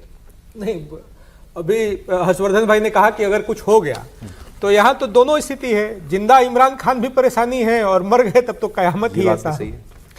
ठीक है, पाकिस्तान फेल्ड है। और देखिए, भारत को बहुत फर्क नहीं पड़ता है, ठीक है, खबर के नाते यहाँ है इमरान खान हो कि परवेज मुशर्रफ हो कि फला हो ढिकना हो, फिर भी एक भारत को एक सिविलियन पॉलिटिकल फोर्स को आना चाहिए ना, वो आना चाहिए। हमारा पड़ोसी है, वहाँ एक स्टेबल सरकार, एक अच्छा प्रधानमंत्री होना चाहिए जिसको थोड़ा ग्लोबल एक्सपोजर है। एक आखिरी बात मैं बताता हूँ इसमें, देखिए कुल मिला जुला के पाकिस्तान जो है एक देश नहीं है, वो अमीरों का एक क्लब है। वो जो अमीर है वहाँ पॉलिटिशियंस हैं, वहाँ सेना चीफ हैं, ये सब लोग पाकिस्तान में नहीं रहते हैं, ये मूलतः लंदन रहते हैं, वॉशिंगटन रहते हैं, विदेशों में रहते हैं, वहाँ ये करते हैं और उनका ये शिकारगाह है, उनका ये ऐशगाह है। और अगर पकड़ लिए गए तब तो फांसी हो जाती है, नहीं तो थोड़ा बहुत डोलड्रम हुआ तो फिर वापस अपने ऐशगाह पे, अपने इसमें फिर जब सामान्य होता है तो फिर शिकार करने आते हैं। यहाँ जो विक्टिम है पाकिस्तान की जनता है और अभी तक नहीं समझ में आया है पाकिस्तान की जनता को, तो ये तो उनकी आपकी बात में मैं एक बात बता दूं, बस फिर समय हो गया ब्रेक का। आपने जो कहा ना कि ये इनके लिए शिकार गाय, घूमने फिरने की जगह, रहते तो घर तो कोई और है। पाकिस्तान के टीवी पे एंकर ये कमेंट्रीज हो रही थी साहब, वो ये है कि उनके प्राइम मिनिस्टर कहाँ भी किसी यूरोप के किसी देश में गए हुए थे, शहबाज शरीफ, तो वो ये बता रहा था रिपोर्टर कि वजीर आजम शहबाज शरीफ फलाने देश से लंदन अपने घर पहुंच चुके हैं। सच में बोला जा रहा था कि वो लंदन अपने घर पहुंच गए, पाकिस्तान से अपने घर लंदन पहुंच गए, तो वो लंदन घर है उनका। बात बिल्कुल इतना ही समय था। बहुत शुक्रिया विनय जी आपका, प्रोफेसर साहब, विजय जी, अश्वथी जी, बहुत धन्यवाद। कहानी कुर्सी की लेकर फिर लौटेंगे कल 1 बजे।